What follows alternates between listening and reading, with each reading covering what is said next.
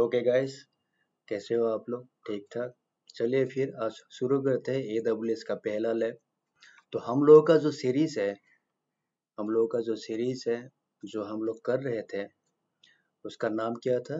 उसका नाम था AWS सॉल्यूशन एसोसिएट आर्किटेक्ट, जिसको हम लोग AWS सा का मतलब क्या होता है? Solution associate architect. और इसका जो एग्जाम कोड है वो होता है आपका C03।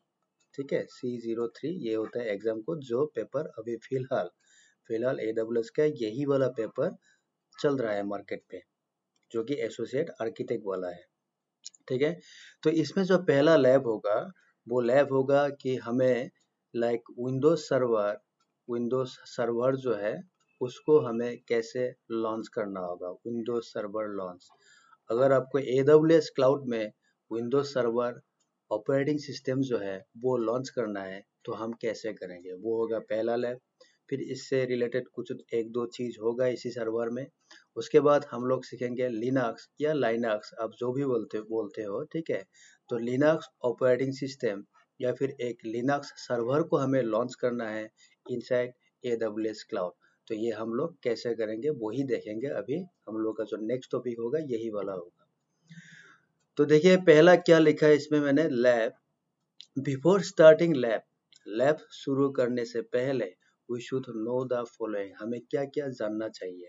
ठीक है, वी शुड नो, क्या जानना चाहिए। नंबर 1 पॉइंट देखिए, व्हेन रूट अकाउंट जब भी लॉगिन करता है इनटू AWS क्लाउड।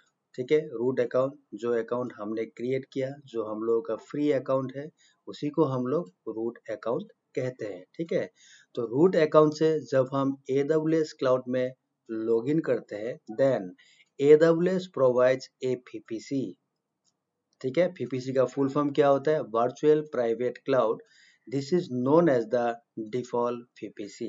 ठीक है, तो जब भी हम रूट अकाउंट से AWS क्लाउड में लॉगिन करते हैं उस टाइम AWS जो है, AWS provides us a default VPC। VPC क्या है हमको बाद में मिलेगा। VPC पे बहुत सारा थ्योरी है, VPC पे बहुत सारा लैब भी होने वाला है। ठीक है, लेकिन फिलहाल आप याद रखो कि VPC हमें एक दिया जाएगा जिसको बोलता है डिफॉल्ट VPC।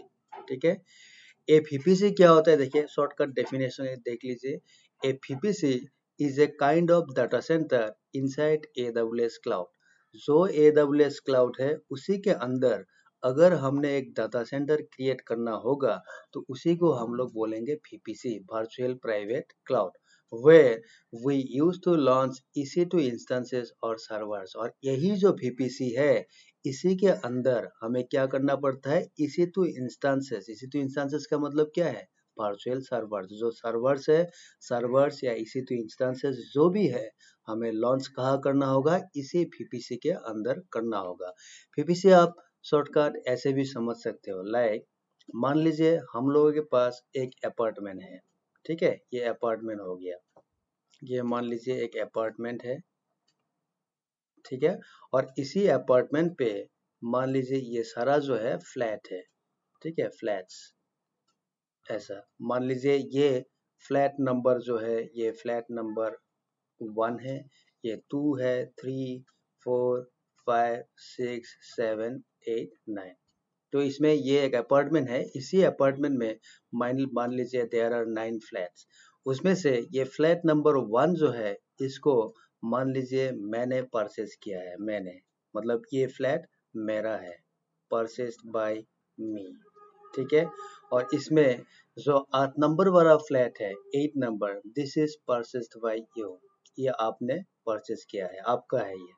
अभी देखिए इस अपार्टमेंट में जो फ्लैट नंबर 1 है वो मेरा है। उसमें मैं कुछ भी कर सकता हूँ। ठीक है, कुछ भी कर सकता हूँ, आप मुझे रोकने वाला या टोकने वाला नहीं हो। ठीक है ना, क्योंकि ये मेरा फ्लैट है, मैंने पैसा दिया है, इसके अंदर मैं कुछ भी करूँ, मैं किचन में खाना बनाऊँ या फिर बेडरूम में खाना बनाऊँ, मैं उसमें पार्टी करूँ, कुछ भी करूँ, ठीक है, वो मेरा मर्जी है। आप उसमें रोकने वाला नहीं हो या कोई भी आदमी आके मुझे टोकने वाला नहीं है। आपका जो फ्लैट है उसमें आप कुछ भी कर सकते हो, आपको मैं भी रोकूंगा या टोकूंगा नहीं, क्योंकि दिस इज योर फ्लैट। ठीक है। तो ये जो फ्लैट जो है इसी को बोला जाता है VPC, ठीक है, VPC। मान लीजिए ये फ्लैट नंबर 1 जो है ये स्टेट बैंक ऑफ इंडिया का फ्लैट है, ठीक है, इसको मान लीजिए SBI ने ले लिया। 8 नंबर फ्लैट जो है ये मान लो HDFC का फ्लैट है, और ये अपार्टमेंट जो है ये अपार्टमेंट क्या हो गया, ये हो गया आपका AWS क्लाउड, ठीक है। तो AWS क्लाउड जो है वो अपार्टमेंट हो गया। उसी क्लाउड के अंदर, उसी अपार्टमेंट के अंदर डिफरेंट कंपनी या डिफरेंट ऑर्गेनाइजेशन जो है they will create their own VPC, their own flat, अपना अपना VPC, अपना अपना फ्लैट क्रिएट करेगा। कहाँ? Inside the AWS cloud, that means उसी अपार्टमेंट के अंदर, ठीक है। तो वही होता है VPC। तो नॉर्मली हम क्या करते हैं, जब भी हम रूट अकाउंट से लॉगिन करते हैं inside AWS cloud, then AWS will provide us a default VPC। Default VPC में क्यों बोल रहा हूँ, because we can create custom VPC also, ठीक है। ये डिफॉल्ट तो मिलेगा, लेकिन हम लोग कस्टम मतलब अपने हिसाब से अपना नाम देके भी हम लोग VPC क्रिएट कर सकते हैं, ठीक है, हो गया। लेकिन इसी VPC के अंदर हमें क्या करना है, वर्चुअल सर्वर जो होगा, जो EC2 इंस्टेंसेस होगा, उसको हमें लॉन्च करना होगा, ठीक है। इन एवरी रीजन, हर रीजन में a default VPC is offered by AWS to the root user. जो भी रूट यूजर होगा, जो भी रूट यूजर है, जिस भी रूट यूजर से आप लॉगिन करेंगे, कोई भी रीजन आप सिलेक्ट कीजिए। लाइक आप मुंबई में काम कर रहे हो, तो मुंबई में आपको AWS क्लाउड जो है या फिर AWS जो है वो आपको एक VPC ऑफर करेगा, वो जो कि डिफॉल्ट VPC होगा।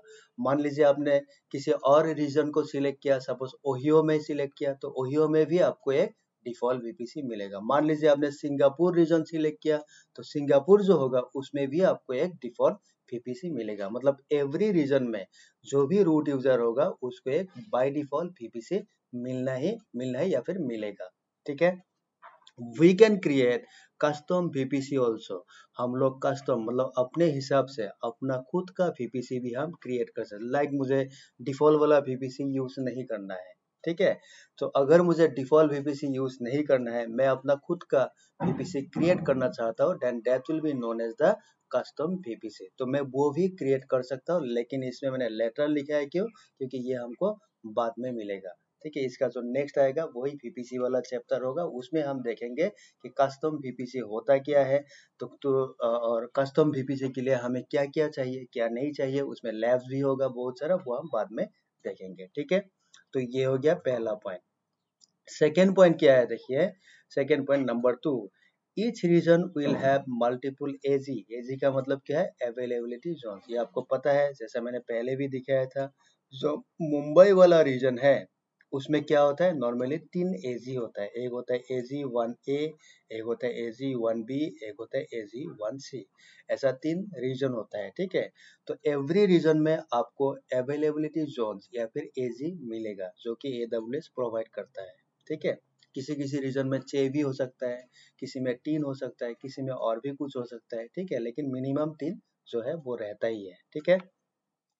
Each AG has a default network known as the default subnet with default CIDR। अभी देखो हर AG में, सपोज आपने मुंबई रीजन सिलेक्ट किया, मुंबई रीजन सपोज हमने सिलेक्ट किया, और उसमें हमको क्या एजी मिल रहा है, एक AG1A। एक्चुअली AG1A तो नहीं, इसका नाम ऐसा होता है AP साउथ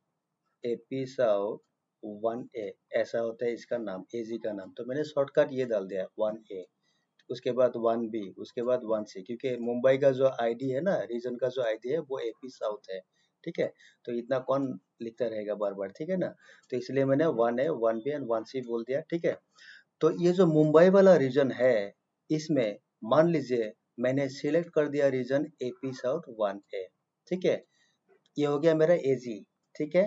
और इसी एजी में मुझे बाय डिफॉल्ट एक नेटवर्क मिलेगा। एक नेटवर्क का मतलब आप फिलहाल ऐसा समझ लो, मान लीजिए मुझे यहाँ एक लैन मिलेगा जो कि डिफॉल्ट है, ठीक है, जो कि डिफॉल्ट है, डिफॉल्ट लैन मिलेगा। और इसी लैन में बाय डिफॉल्ट एक CIDR भी होगा। CIDR मतलब एक नेटवर्क एड्रेस भी, उसमें नेटवर्क, क्योंकि नेटवर्क तो होना चाहिए ना जहाँ से मुझे IP मिलेगा, ठीक है। तो एक उसमें डिफॉल्ट CIDR भी होगा, ये याद रखना है आपको, ठीक है।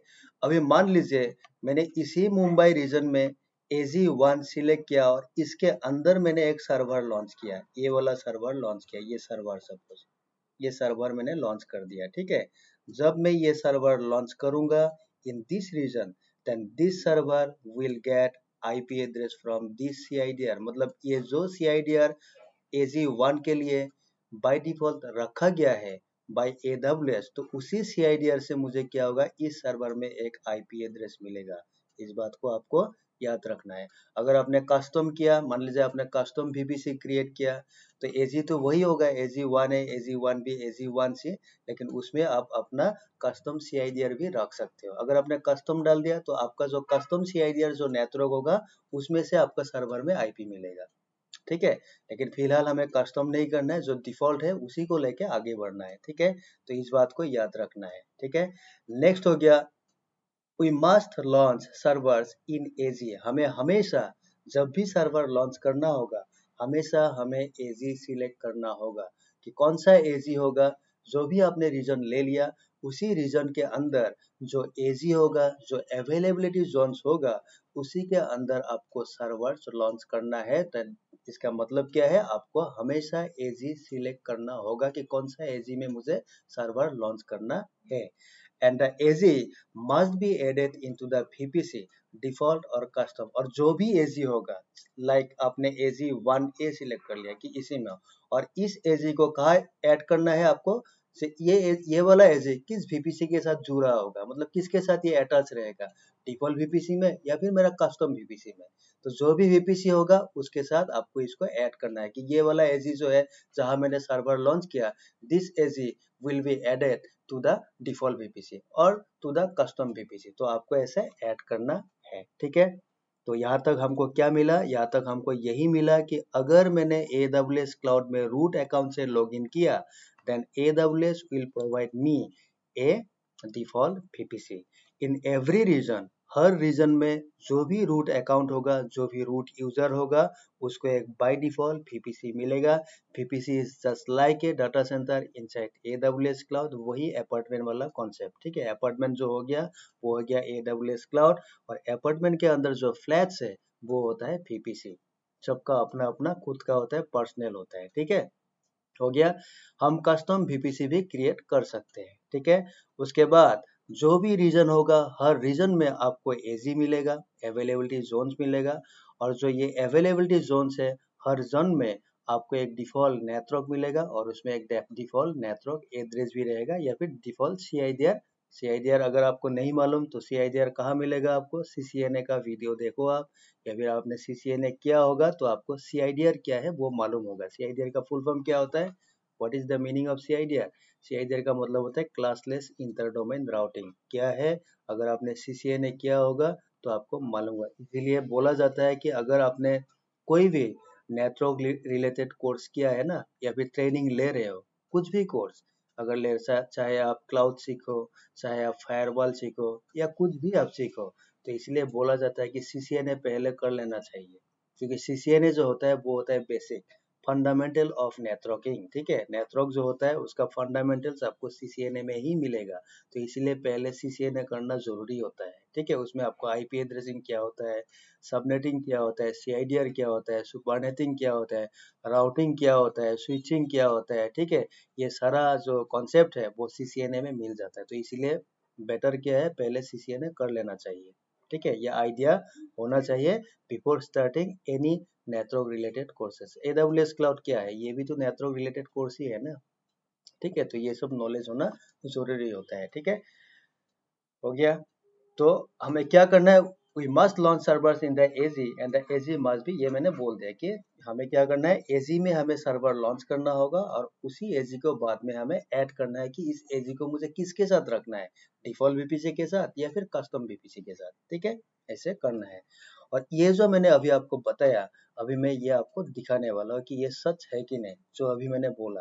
कैसे दिखाना है, देखो एग्जाम्पल। पहले आपको लॉगिन करना है, login AWS cloud using AWS management console. पहले आप AWS मैनेजमेंट कंसोल ओपन कर लो, और उसके बाद आपका जो रूट अकाउंट है, रूट यूजर अकाउंट है, उसी से आप लॉगिन कर लो पहले। उसके बाद सिलेक्ट ए रीजन, एक कोई भी रीजन आप सिलेक्ट कर लो, से मैं इसमें मुंबई सिलेक्ट करने वाला हूँ, आप कुछ भी कर सकते हो, ठीक है। उसके बाद इसी मुंबई रीजन में जाके सर्विसेज में जाके आप EC2 उसमें टाइप करना है EC2, तब आपका EC2 जो सर्विस है वो ओपन होगा।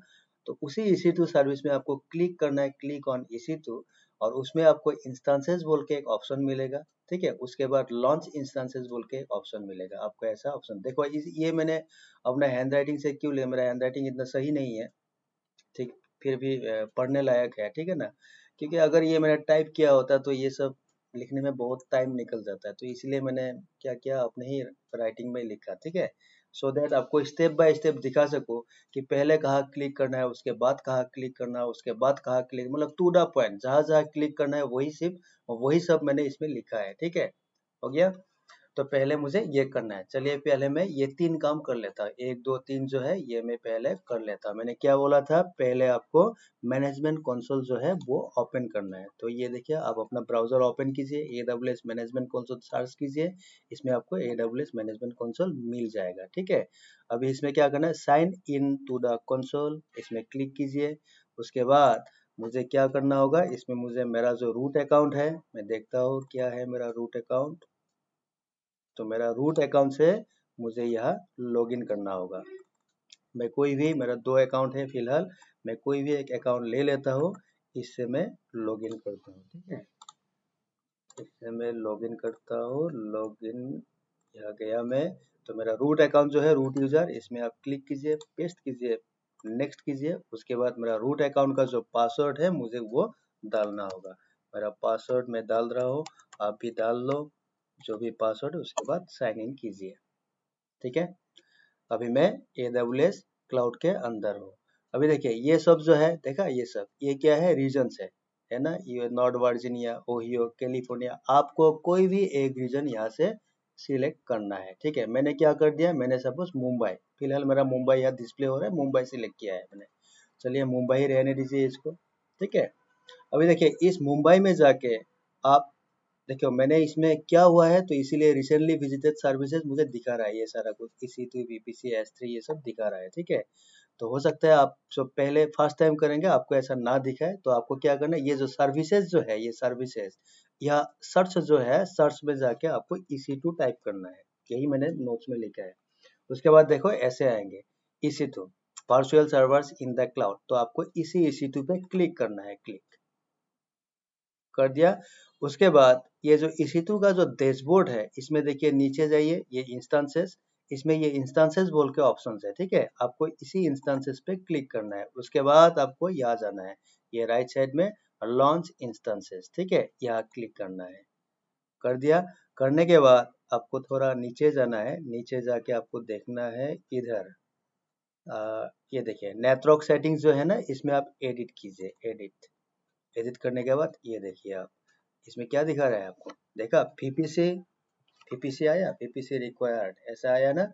इसमें क्या लिखा है, देखा, ये पीपीसी हो गया, इसमें बोल रहा है डिफॉल्ट पीपीसी। मतलब क्या है, मैंने इस रूट अकाउंट से लॉगिन किया, आई नॉलेज रूट, ये हो गया मेरा रूट यूजर, ठीक है। ये रूट यूजर है, मैंने फिलहाल लॉगिन किया है, ठीक है। मुंबई जो है ये मेरा रीजन है, ये रीजन है, और इस रीजन में मुझे क्या कर रहा है, एक डिफॉल्ट पीपीसी एक मिल रहा है, ये हो गया मेरा डिफॉल्ट पीपीसी, ठीक है। और जो पीपीसी होता है उसमें भी एक CIDR होता है, ये वाला 172.31.00/16, ठीक है, ये होता है। ये आप कस्टम भी ले सकते हो, ठीक है। हो गया। उसके बाद यहाँ देखो, इसी पीपीसी के नीचे जो है सबनेट, सबनेट का मतलब क्या है, नेटवर्क, यही मैं बोल रहा था अभी कुछ देर पहले, नेटवर्क। अभी आपको ये जो ड्रॉप डाउन एरो है, इसमें आपको क्या करना है, क्लिक करना है, इधर क्लिक करो, ठीक है। क्लिक करने से क्या दिखाता है, देखो आप यहाँ क्लिक करो, क्लिक करने के बाद क्या आ रहा है, देखो। अच्छा, ये जटा है ना, तो मुझे क्या करना होगा, ऐसे रख, देखो ये वाला, देखो सबनेट, इसमें क्या दिखा रहा है, ये देखो अवेलेबिलिटी जोन क्या है, AP साउथ 1C, 1C का मतलब वही है 1A 1B 1C, ये हो गया 1C, मतलब मुंबई में ये एक क्या है, AG है, और इसका नेटवर्क क्या है, ये वाला 172.31.16.0/20, ठीक है। हो गया। और इसमें देखो IP एड्रेस अवेलेबल कितना है, 4091, इतना IP इसी नेटवर्क से मिलेगा, मतलब इतना सर्वर सब लॉन्च कर सकते हो, ठीक है। उसके बाद नीचे वाला जो है वो है ये वाला, देखो AP साउथ, ये वाला सेकेंड वाला, ये देखिए AP साउथ 1A, ठीक है। इसमें नेटवर्क 172.31.32.0, ऊपर वाला 16.0 था, ये 32.0/20 है। और नीचे और एक है, ये हो गया आपका नीचे वाला जो है, नीचे वाला मैं थोड़ा इसको नीचे करता हूँ, ये लास्ट वाला देखो, ये AP south 1B availability zone मतलब एजी, और इसमें इसका नेटवर्क है 172.31.0.0। समझ में आया? दैट मीन्स क्या है कि अगर आपने रूट अकाउंट से लॉगिन किया, किसी भी रीजन को सिलेक्ट किया, तो उसी रीजन में आपको एक डिफॉल्ट वीपीसी मिलेगा, और उस डिफॉल्ट वीपीसी के अंदर आपको डिफॉल्ट सबनेट मिलेगा, और उसी सबनेट, वो सबनेट कहाँ मिलेगा? एक एक एजी में मिलेगा, और उस हर एजी में क्या होगा? एक एक डिफॉल्ट सीआईडीआर रेंज होगा। अगर मान लीजिए आपने यहाँ ये जो 1B है, 1B यहाँ अगर आपने सर्वर लॉन्च किया, तो आपका वो जो सर्वर होगा उसको आईपी एड्रेस कहाँ से मिलेगा? इस नेटवर्क से 172.31.0.0/20, इसी नेटवर्क से उसको आईपी मिलेगा, जो कि क्लास बी का आईपी एड्रेस है। ठीक है, यहाँ से अगर आपने 1A में लॉन्च किया, तो 1A में क्या नेटवर्क है? 171.32.31.32.0/20, मतलब यहाँ से उसको आईपी मिलेगा उस सर्वर को, अगर आपने 1A में लॉन्च किया। ठीक है, तो ये सब डिफॉल्ट होता है। अगर आपको ये चेंज करना है, मान लीजिए ये आपको चेंज करना है, तब आपको हर चीज चेंज करना होगा। सपोज आपने रूट से लॉगिन किया, ये लॉगिन हो गया, लॉगिन आपने पीपीसी मुंबई ले लिया, ये हो गया आपका रीजन। ठीक है, उसके बाद आपने मान लीजिए कि नहीं, मुझे डिफॉल्ट वाला वीपीसी यूज नहीं करना है, तब आप क्या कर सकते हो? ये देखिए, क्रिएट, यहाँ यहाँ अगर आप क्लिक करेंगे, यहाँ, अच्छा यहाँ नहीं दिखा रहा है, बाद में देखते हैं हम लोग। देखो फिलहाल यहाँ अगर मैंने क्लिक किया, तो वही वाला डिफॉल्ट वाला वीपीसी ही दिखा रहा है, क्योंकि मैंने वीपीसी क्रिएट नहीं किया। जब आप कस्टम वीपीसी क्रिएट करेंगे ना, तो इसमें आपका कस्टम वाला वीपीसी भी दिखाएगा, जो आपने खुद क्रिएट किया, वो भी कस्टम वीपीसी भी इसमें शो करेगा। तो आपको डिफॉल्ट में रखना है या फिर कस्टम करना है, आपको सिलेक्ट करना होगा। उसके बाद सबनेट जो है, इसमें सबनेट वही AG1A, AG1B एंड AG1C मिलेगा, लेकिन इसका जो CIDR है, CIDR यू कैन चेंज, आप चेंज कर सकते हो, हम करेंगे भी। जब हम लैब करेंगे, पीपीसी वाला लैब जब करेंगे, आप देखना हम लोग CIDR जो है हर एजी का, वो हम चेंज कर देंगे। ठीक है, हो गया। तो ये होता है उसका कहानी। ठीक है, तो पहले ये जानना जरूरी है, क्योंकि ये डिफॉल्ट होता है, बाय डिफॉल्ट ऐसा ही होता है। ठीक है, तो वही मैंने दिखाया, देखो इसमें नेटवर्क सेटिंग्स में गया, आपने एडिट किया, वीपीसी रिक्वायर्ड पे क्या लिखा था? Default VPC. और सबनेट में आपको ऐसा है एजी एजी एजी एपी साउथ 1C, उसमें ये वाला CIDR था। एपी साउथ 1A, उसमें भी एक CIDR था, है ना, /20 वाला। एपी साउथ 1B, उसमें एक CIDR था। तो ये तीनों चीज आपको मैंने दिखा दिया। अभी देखो, suppose in Mumbai, in default VPC, मान लीजिए आपने डिफॉल्ट वीपीसी सिलेक्ट किया, और आपने रीजन सिलेक्ट किया Mumbai. We are launching a server in the AZ AP South 1A। अगर आपने AP South 1A में लॉन्च किया, ये वाला ठीक है, ये 1A, इसमें अगर आपने एक सर्वर लॉन्च किया, then the server will obtain a private IP from the network 172.31.32.0/20 automatically. देखो 1A का CIDR क्या है? ये वाला CIDR ये है कि नहीं, 172.31.32.0। तो दैट मीन्स क्या है? अगर मैंने मुंबई रीजन में 1A जो एजी है, इसमें अगर मैंने एक वर्चुअल मशीन या सर्वर एक लॉन्च किया, तो उस सर्वर को प्राइवेट आईपी जो मिलेगा, वो कहाँ से मिलेगा? 172.31.32.0, क्योंकि यही वाला CIDR 1A के लिए, इसी से आईपी उसको मिल जाएगा। We do not need to assign IP on that server. उस सर्वर को आपको आईपी देने की जरूरत नहीं है, वो खुद ब खुद आईपी एड्रेस ले लेगा वहां से। While creating custom VPC, we can create custom CIDR also for the subnet in each AZ। अगर आपने custom VPC create किया, खुद का VPC बनाया, then for each AZ, her AZ में जो भी सबनेट होगा, ठीक है, उसका जो नेटवर्क होगा या फिर CIDR होगा, वो भी आप कस्टम ले सकते हो। आपको चाहिए, आपने सोच लिया कि नहीं, मुझे ये सब नहीं लेना है, 172 वाला नेटवर्क नहीं लेना है, मुझे 10 का प्राइवेट लेना है, या क्लास बी का प्राइवेट लेना है, या कुछ और रेंज लेना है, क्लास सी का मुझे प्राइवेट लेना है, ठीक है, तो आप ले सकते हो। ठीक है, अभी देखो कि प्राइवेट एंड पब्लिक का फंडा क्या है। देखो आपको पता होगा, जब भी आप लैन क्रिएट करते हो ना, लैन, जब भी आप लैन बनाते हो, मान लीजिए ये सब आपने पीसी लगाया, इसमें पीसी लगाया, जब आप लैन बनाते हो, तो लैन में क्या होता है? हमेशा प्राइवेट आईपी यूज किया जाता है, प्राइवेट आईपी। और प्राइवेट आईपी क्या होता है, पता है ना? अगर नहीं पता, तो आपको पहले और CCNA देखना होगा। प्राइवेट एंड पब्लिक ये दो टाइप का आईपी एड्रेस होता है। IP वर्जन 4 में there are two types of IP address. Number 1 is private IP address, number 2 is public IP address. तो पब्लिक IP जो होता है that is used to access internet access के लिए यूज किया जाता है। और प्राइवेट IP क्या होता है? To set up our own organization. हम लोगों का जो खुद का ऑर्गेनाइजेशन है, लाइक तुम्हारा हम लोगों का एक ऑफिस सेटअप करना है तो प्राइवेट IP यूज किया जाता है। कोई यूनिवर्सिटी का लैन बनाना है तो प्राइवेट IP। ठीक है, जो भी मेरा ऑर्गेनाइजेशन खुद का लैन होगा, खुद का नेटवर्क होगा, उसके लिए हमें प्राइवेट IP चाहिए। ठीक है, और प्राइवेट IP का वह क्या होता है? एक रेंज होता है। वो रेंज क्या है अगर आपको पता है तो ठीक है, मैं फिर भी एक बार बोल देता हूँ। क्लास A जो IP एड्रेस है उसमें 10.0.0.0 से लेके अप टू 10.255.255.255 ये होता है प्राइवेट क्लास A में। तो आपको अगर प्राइवेट IP यूज करना है क्लास A का, देन दैट मीन्स क्या है? 10 जो है 10 या 10 से स्टार्ट हुआ कोई भी नेटवर्क जो होगा, कोई भी IP जो होगा वो प्राइवेट होगा। क्लास B में अगर आपको जाना है तो 172.31.0.0 यहाँ से स्टार्ट होके 172.31.255.255 ये होता है private range for class B। मतलब पहला वाला जो ऑक्टेट होगा क्लास B में वो 172 होना चाहिए, और सॉरी ये मैं गलत लिख दिया, यह 16 होगा। 172 16, ठीक है, 172 16 से लेके 31, मतलब सेकेंड वाला जो ऑक्टेट है उसमें आप 16 भी ले सकते हो, 17 ले सकते हो, 18 19 20 अप टू 31 तक आप ले सकते हो। और क्लास C जो होगा उसमें आप 192 168 0.0 से स्टार्ट करके 192.168.255.255 ये होता है क्लास C का प्राइवेट रेंज। मतलब पहला जो दो ऑक्टेट होगा वो 192 एंड 168 आपको लेना ही लेना है। लेकिन थर्ड वाला जो ऑक्टेट है क्लास C में वो 0 से लेके आप 255 कुछ भी ले सकते हो जो कि प्राइवेट होता है।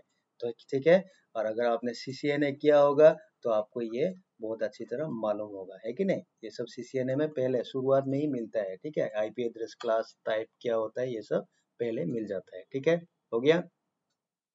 नेक्स्ट पॉइंट देखो, as well as your launch server must need a public DNS IP and public IP also which are also offered by DHCP of AWS। अभी देखो ये मेरा ये जो है ये AWS क्लाउड है। ठीक है, ये हो गया AWS क्लाउड। ये मेरा जो है VPC है, मान लीजिए ये जो है मेरा डिफॉल्ट VPC है, क्योंकि मैं डिफॉल्ट VPC में बनाऊंगा। ठीक है, कस्टम VPC तो बनाऊंगा नहीं अभी। ये हो गया मेरा डिफॉल्ट VPC, और डिफॉल्ट VPC के अंदर सपोज ये हो गया मेरा AZ1A। इसमें मैंने एक वर्चुअल मशीन लॉन्च किया, मतलब एक सर्वर लॉन्च किया, दिस इज VM। अगर मैंने लॉन्च किया तो इसको IP कहाँ से मिलेगा? इसको ये जो सर्वर है इसको प्राइवेट IP कहाँ से मिलेगा? क्या था? 172.31.32.0/20, मतलब ये है CIDR, और इस CIDR से इस सर्वर को एक प्राइवेट IP मिलेगा। ये प्राइवेट मतलब लैन IP, प्राइवेट जो है वो IP यहाँ से मिलेगा। लेकिन क्या आप इस प्राइवेट IP से अपना सर्वर जो है उसको आप रिमोटली एक्सेस कर सकते हो? अब नहीं कर पाएंगे। ठीक है, आप बाय डिफॉल्ट नहीं कर सकते। तो आपको क्या चाहिए? इस सर्वर को अगर मुझे लॉन्च तो मैंने कर दिया, अभी इस सर्वर को मुझे सपोज आसाम से मैं कहा हूँ, मैं गुवाहाटी में हूँ। ठीक है, गुवाहाटी में हूँ, और मैं कैसे कनेक्टेड हूँ? इंटरनेट, मेरा इंटरनेट है, इसमें इंटरनेट से मैं AWS क्लाउड में कनेक्टेड हूँ। ये हो गया AWS क्लाउड। ठीक है, गुवाहाटी में कहीं पे मैंने बैठा हुआ है और यह मेरा ये लैपटॉप है। अगर इस लैपटॉप से मुझे ये वाला वर्चुअल मशीन एक्सेस करना है, दैट मीन्स क्या होगा? मुझे इंटरनेट पब्लिक क्लाउड जो है, इंटरनेट क्या होता है? पब्लिक क्लाउड होता है। तो पब्लिक क्लाउड यूज करके मुझे इस सर्वर को एक्सेस करना है जो कि मेरा AWS क्लाउड के अंदर है। तो क्या चाहिए इसमें? इसमें क्या चाहिए? इसमें पब्लिक IP चाहिए। Without public IP I can not access my server from Guwahati, that means remotely. आप रिमोटली एक्सेस नहीं कर सकते। तो इसीलिए क्या होता है, ये जो सर्वर होगा इसको प्राइवेट IP तो यहाँ से मिलेगा, जो भी AZ है, जो भी 1A है, उससे जो भी प्राइवेट रेंज है वो प्राइवेट IP मिल गया। एज वेल एज यही सर्वर को क्या करेगा, एक पब्लिक DNS IP जो है वो भी प्रोवाइड किया जाएगा और एक पब्लिक आईपी भी प्रोवाइड किया जाएगा, पब्लिक आईपी। और ये दोनों आईपी प्रोवाइड कौन करेगा? AWS खुद करता है। AWS कहाँ से करता है प्रोवाइड? ये जो प्राइवेट आईपी उसको मिल रहा है इस सर्वर को, इसको एक प्राइवेट आईपी मिला, इसको DNS आईपी मिला, इसको पब्लिक आईपी मिला, कहाँ से मिला? ये सारा कुछ इस सर्वर को ऑटोमेटिक मिल रहा है। दैट मीन्स AWS जो है, AWS इसके लिए DHCP सर्वर कॉन्फ़िगर करके रखता है, ठीक है। ऑटोमेटिक कॉन्फ़िगर हो जाता है, हमें करने की जरूरत नहीं है। तो what is DHCP? Dynamic host configuration protocol.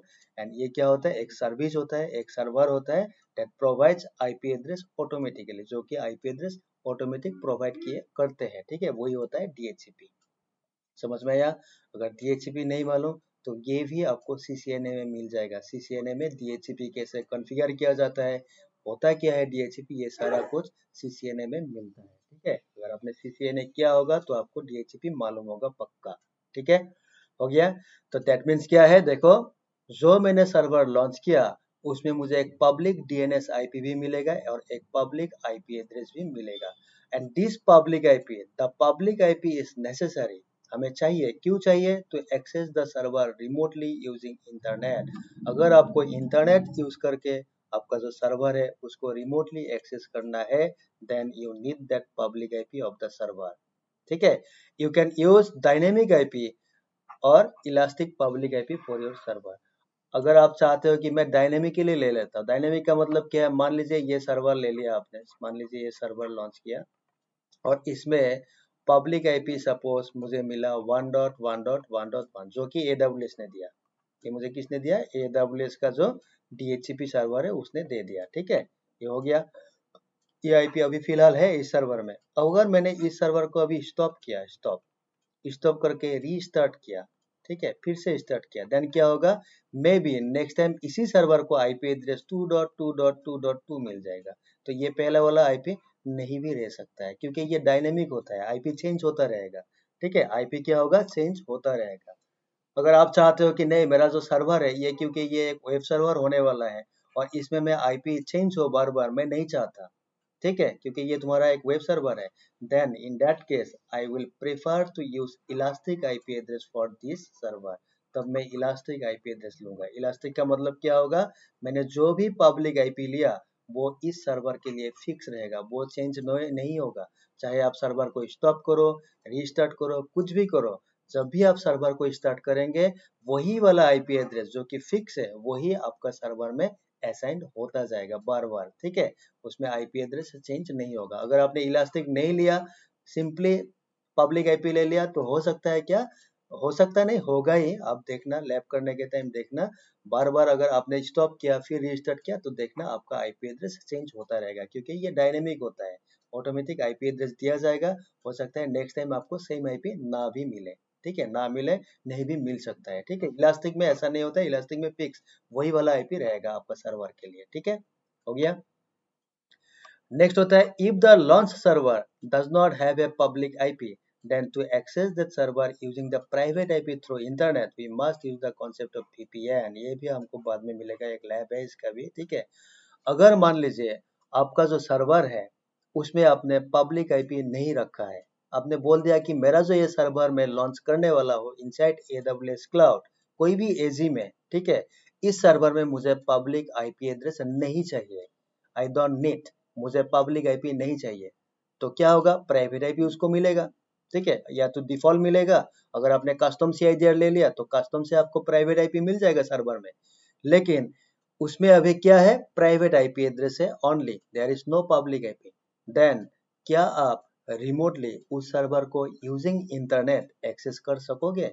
आप नहीं कर पाएंगे, क्योंकि आपका सर्वर में पब्लिक आईपी एड्रेस नहीं है। तो इन दैट केस अगर आपको उसी सर्वर को एक्सेस करना है using the private IP through internet, internet use करके सर्वर का प्राइवेट आईपी जो है उसी को यूज करके मुझे उस सर्वर को एक्सेस करना है remotely from anywhere across the world, ठीक है, कहीं से भी मुझे एक्सेस करना है, in that case we have to create VPN या we have to set up VPN, virtual private network. तो VPN गेटवे जो है उसका इस्तेमाल किया जाता है, जो हम बाद में देखेंगे कैसे कॉन्फ़िगर किया जाता है, ठीक है। तो ये होता है basic concept before starting AWS lab. शुरू करने से पहले ये बेसिक कॉन्सेप्ट होता है। ठीक है, तो अभी हमें क्या करना है, अभी हमें करना है पहला लैब।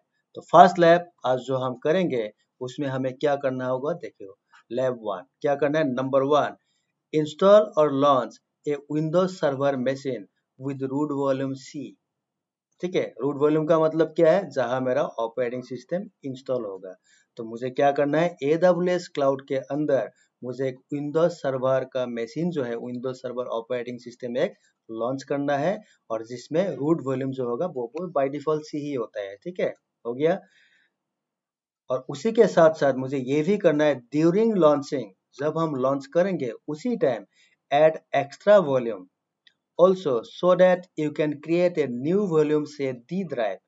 ठीक है, जब हम लॉन्च करेंगे उसी सर्वर को, लॉन्चिंग टाइम में ही मुझे सर्वर में एक्स्ट्रा वॉल्यूम, वॉल्यूम का मतलब क्या है, एक्स्ट्रा स्टोरेज, मुझे स्टोरेज ऐड करना है। क्यों ऐड करना है, आफ्टर द लॉन्च, लॉन्च होने के बाद उस सर्वर में मुझे ड्राइव क्रिएट करना होगा, सपोज डी ड्राइव, क्योंकि बाय डिफॉल्ट आपको सी ड्राइव मिल जाएगा, क्योंकि सी तो विंडोज जो ऑपरेटिंग सिस्टम है वो तो इंस्टॉल हो जाएगा सी पे, लेकिन उसमें डी ड्राइव नहीं होगा, उसमें ई ड्राइव नहीं होगा।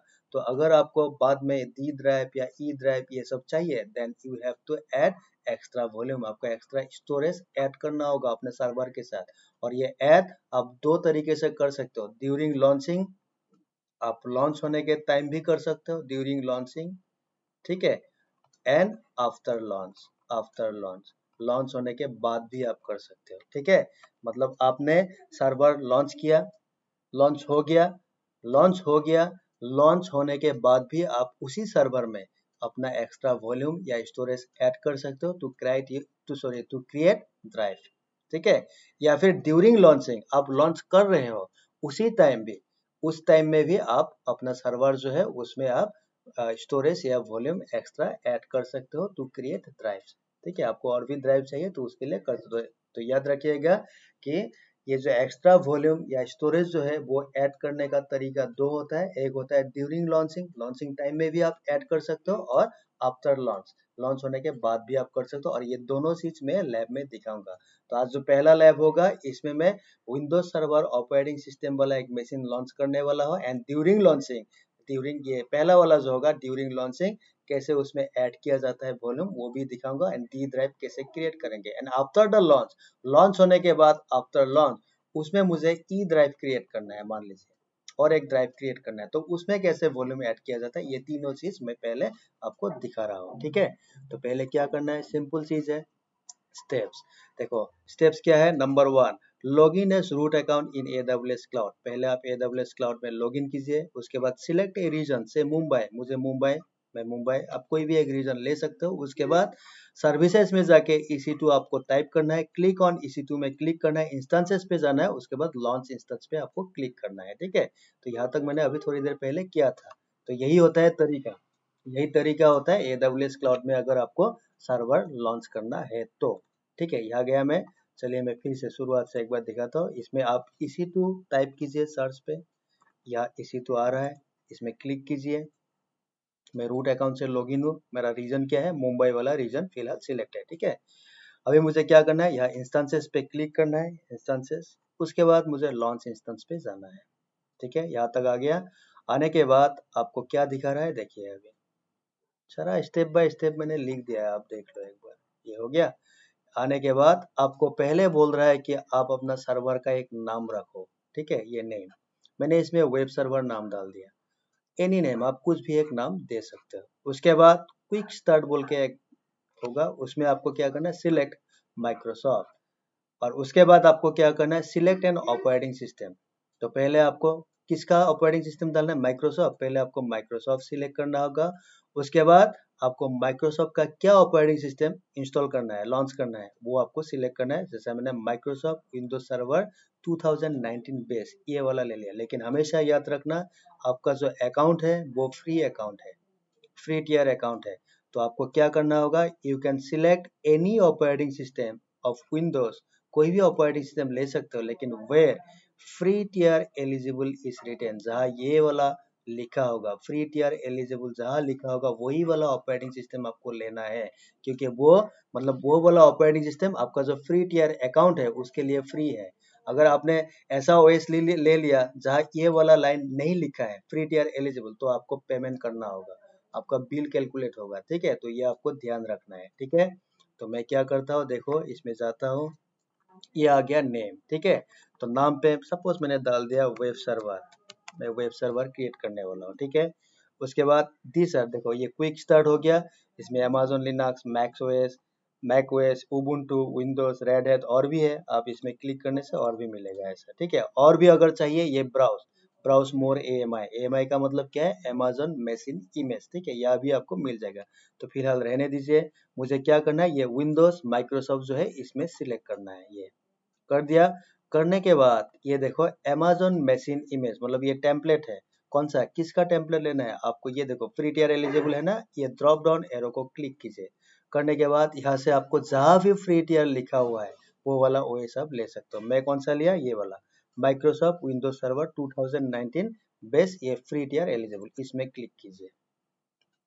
ले लिया ये वाला, ये देखो फ्री टियर एलिजिबल, क्योंकि ये मेरा फ्री अकाउंट के लिए फ्री है, ठीक है, हो गया। उसके बाद आपको इंस्टेंस टाइप सिलेक्ट करना है, इंस्टेंस टाइप। तो इंस्टेंस टाइप क्या होता है आपको पता है, जो फ्री अकाउंट होता है, फ्री अकाउंट उसके लिए इंस्टेंस कौन सा होता है, t2.micro, ये वाला होता था, ठीक है ना, t2.micro। तो आपको देखो इसमें बाय डिफॉल्ट t2.micro दिखा रहा है इंस्टेंस टाइप, और ये भी क्या होता है, फ्री टियर एलिजिबल मतलब फ्री अकाउंट के लिए ये फ्री होता है। तो आपको यही वाला इंस्टेंस टाइप आपको सिलेक्ट करना है। आपने अगर दूसरा ले लिया तो आपको बिल देना होगा। आप इसमें देखो, इसमें क्लिक कीजिए, आपको दूसरा भी मिलेगा, वो ये देखो t2.nano, ये फ्री नहीं है, क्यों, इसमें फ्री टियर एलिजिबल नहीं लिखा है। देखिए जैसा ये वाला t2.small, इसमें भी फ्री टियर एलिजिबल लिखा नहीं है, that means these are paid, ये सब पे करना होगा। अगर आपने ले लिया, ले तो सकते हो, लेकिन इसका बिल कैलकुलेट होगा, मंथली बिल आना शुरू हो जाएगा अगर आपने यूज किया तो आपको क्या करना है, t2.micro वाला लेना है। तो यही है, ये सिलेक्टेड है, ठीक है। तो यह यहाँ हो गया, ठीक है।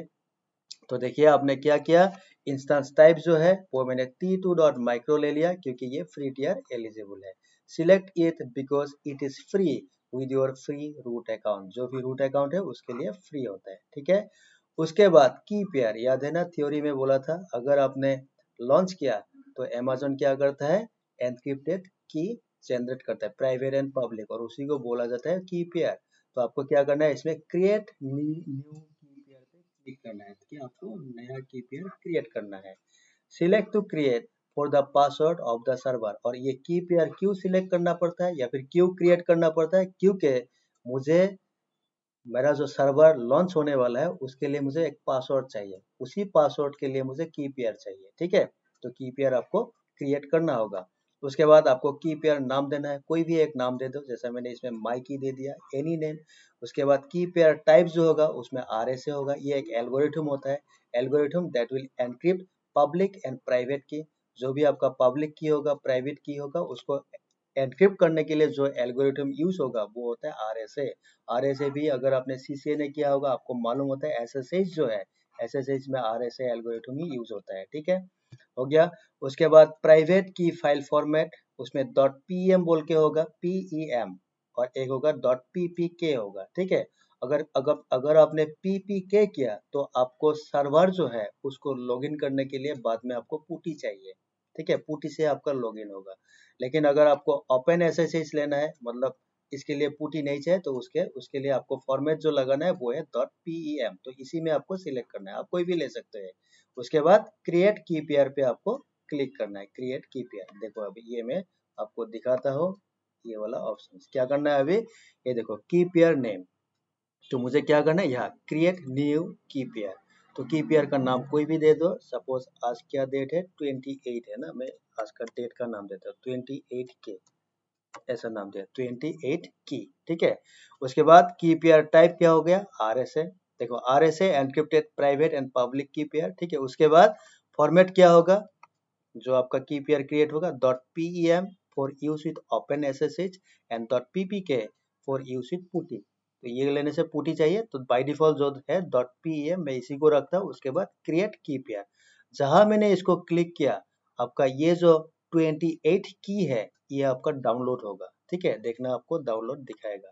की पेयर क्या, ये देखो डाउनलोड हो गया, ठीक है, ये वाला आपको कहाँ मिलेगा, अच्छा ये हट गया ना, मैं आपको दिखाता हूँ ये कहाँ मिलेगा, दिस पीसी में आप आइए, डाउनलोड पे आइए, ये देखो 28key.pem, ठीक है ना, दिख रहा है ना 28key.pem, ये हो गया आपका की पेयर, ठीक है, ये हो गया आपका की पेयर।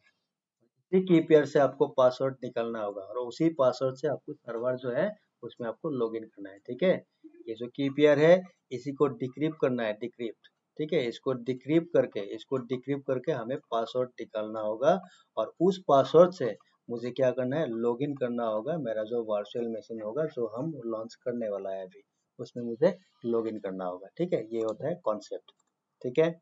मैं यहाँ आया, फिर कर दिया, अभी मुझे नेटवर्क सेटिंग्स पे जाना है, ठीक है, यह हो गया, तो यहाँ मैंने लिख दिया, देखो क्रिएट की पेयर अगर मैंने कर दिया, then you will see a file has been downloaded with the name of Mikey, क्योंकि मैंने इसमें नाम दिया था माइकी और जो मैंने अभी लैब किया उसमें नाम दिया मैंने 28 की, तो जो भी आप नाम देंगे उसी नाम से एक की पेयर डाउनलोड हो जाएगा, ठीक है, यहाँ तक हो गया।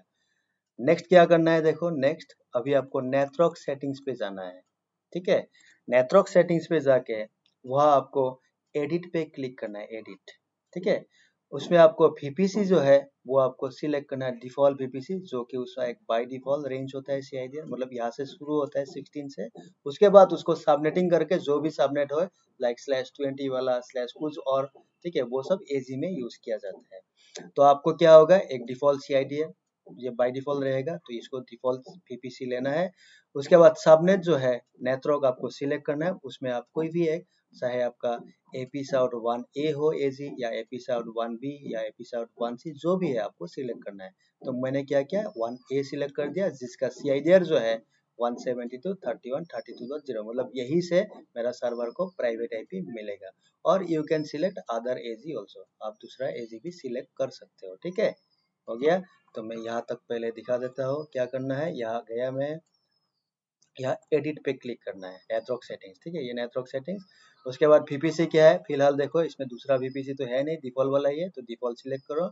उसके बाद सामने देखो नो प्रीफरेंस जो है, अगर आपने इसी को लेके कंटिन्यू किया, ये वाला ऑप्शन नो प्रीफरेंस, आपने मान लो इसमें AZ सिलेक्ट नहीं किया, ठीक है, नो AZ सिलेक्टेड, अगर आपने इसमें AZ सिलेक्ट नहीं किया, आपने क्या किया, ये वाला नो प्रीफरेंस, देन वो क्या करेगा, AWS Amazon जो है वो बाय डिफॉल्ट किसी भी एक AZ में आपका सर्वर लॉन्च कर देगा बाय डिफॉल्ट, हो सकता है वो 1A में हो, 1B या 1C, किसी भी एक AZ में आपका सर्वर लॉन्च हो जाएगा, ठीक है। तो नॉर्मली हम लोग ये नहीं करते क्योंकि हम लोग को सिलेक्ट करना है कि मुझे इसी AZ में अपना सर्वर चाहिए, तो मैं क्या करता हूँ, यहाँ क्लिक करता हूँ AZ 1A, ये वाला अवेलेबिलिटी जोन एपिसाउड 1A 172.31.32.0, यहाँ से उसको IP मिलेगा, मैंने ये दे दिया, देखो ये सिलेक्ट हो गया। उसके बाद आपको क्या करना है, auto assign public IP। Auto assign public IP का मतलब क्या है, आपका जो सर्वर है उसमें आपको पब्लिक IP चाहिए या नहीं चाहिए, मुझे क्या चाहिए, चाहिए, यस, क्योंकि मुझे एक्सेस करने के लिए, अगर मुझे रिमोटली एक्सेस करना है तो मुझे सर्वर में क्या चाहिए, पब्लिक IP चाहिए। तो इसमें आप देखो, इसमें एनेबल एंड डिसेबल, अगर आपने डिसेबल कर दिया तो आपका जो सर्वर लॉन्च होने वाला है उसमें आपको पब्लिक IP नहीं मिलेगा, अगर आपने एनेबल कर दिया तो उसमें क्या होगा, पब्लिक IP मिलेगा। और इसी पब्लिक IP को यूज करके मुझे क्या करना है, मेरा जो वर्चुअल मशीन लॉन्च होने वाला है उसको रिमोटली एक्सेस करना है थ्रू इंटरनेट, ठीक है, इसी IP से करना है। तो मैं एनेबल करके रखता हूँ। उसके बाद देखो ये हो गया एनेबल, ये देखो ऑटो असाइन पब्लिक IP आपको एनेबल करना है, फिलहाल हम बाद में डिसेबल करके भी देखेंगे, ठीक है, लेकिन फिलहाल आप एनेबल रखो, so that the server can obtain a public IP automatically from AWS, so that AWS से आपका सर्वर जो है उसको एक ऑटोमेटिक पब्लिक IP मिल जाए, ठीक है, हो गया यहाँ तक। उसके बाद सिक्योरिटी ग्रुप क्या होता है, जैसा आपका विंडोज मशीन जो है, सपोज विंडोज 10, विंडोज 11, उसमें क्या होता है, एक बाय डिफॉल्ट फायरवॉल होता है कि नहीं, होता है ना एक फायरवॉल, ठीक है, बाय डिफॉल्ट एक फायरवॉल होता है। तो वही जो फायरवॉल है उसी को AWS क्लाउड में जो आप वर्चुअल मशीन लॉन्च करते हो उसी को बोला जाता है सिक्योरिटी ग्रुप। तो security group is nothing but the firewall of the virtual machine, जो आपका मशीन है उसका फायरवॉल होता है, ये हो गया फायरवॉल, ठीक है। तो आपको क्या करना है, इसमें बाय डिफॉल्ट नाम होता है उसमें सिक्योरिटी ग्रुप, आप खुद का नाम देके भी क्रिएट कर सकते हो। तो मैं क्या करूंगा, खुद का क्रिएट सिक्योरिटी ग्रुप, ठीक है। तो इसमें सिक्योरिटी ग्रुप नेम कुछ भी, जैसा इसमें मैंने नाम डाल दिया माई सर्वर SEC-GP, मतलब माई सर्वर SEC का मतलब सिक्योरिटी, GP का मतलब ग्रुप। आप कुछ भी नाम, एनी नाम डाल सकते हो। डिस्क्रिप्शन ऑप्शनल, आप अगर योर विश, अगर आप डिस्क्राइब कर सकते हो करो, ठीक है। उसके बाद उसमें ये होगा इनबाउंड सिक्योरिटी ग्रुप रूल्स। देखो ये क्या होता है, फायरवॉल होता है। फायरवॉल का मतलब क्या है, आपको सर्वर में सर्विसेज अलाउ करना होगा, ठीक है। और इसी सिक्योरिटी ग्रुप में आपको सर्विसेज अलाउ करना है कि आपका जो सर्वर है वो क्या क्या सर्विसेज अलाउ करेगा। लाइक HTTP अगर अलाउ करना है तो सर्विस ऐड करना होगा सिक्योरिटी ग्रुप। अगर आपका जो सर्वर है उसे उसमें आपको पिंग मारना है तो ICMP आपको ऐड करना होगा, ठीक है। समझ में आया ना। अगर आपका सर्वर जो उसको टेलनेट मारना है तो टेलनेट वाला सर्विस आपको अलाउ करना होगा। तो ये सारा सर्विसेज ऐड करना पड़ता है कहाँ, ये सिक्योरिटी ग्रुप में, ठीक है। हो गया। तो आपको क्या करना है, देखिए पहले पहले आपको ये करना है। देखो firewall create security group and select an existing, फिलहाल मेरा एग्जिस्टिंग नहीं है तो मैं क्या करता हूँ, क्रिएट पे ही कंटिन्यू करता हूँ। उसके बाद सिक्योरिटी ग्रुप नेम, तो आप कुछ भी नाम डालो। मैं क्या करता हूँ, क्योंकि आज 28 है, आज का ही मैं नाम डेट डाल के 28 SEC-GP ये मैंने नाम डाल दिया, मतलब आज का डेट का नाम डाल। उसके बाद डिस्क्रिप्शन आप कुछ भी डाल सकते हो।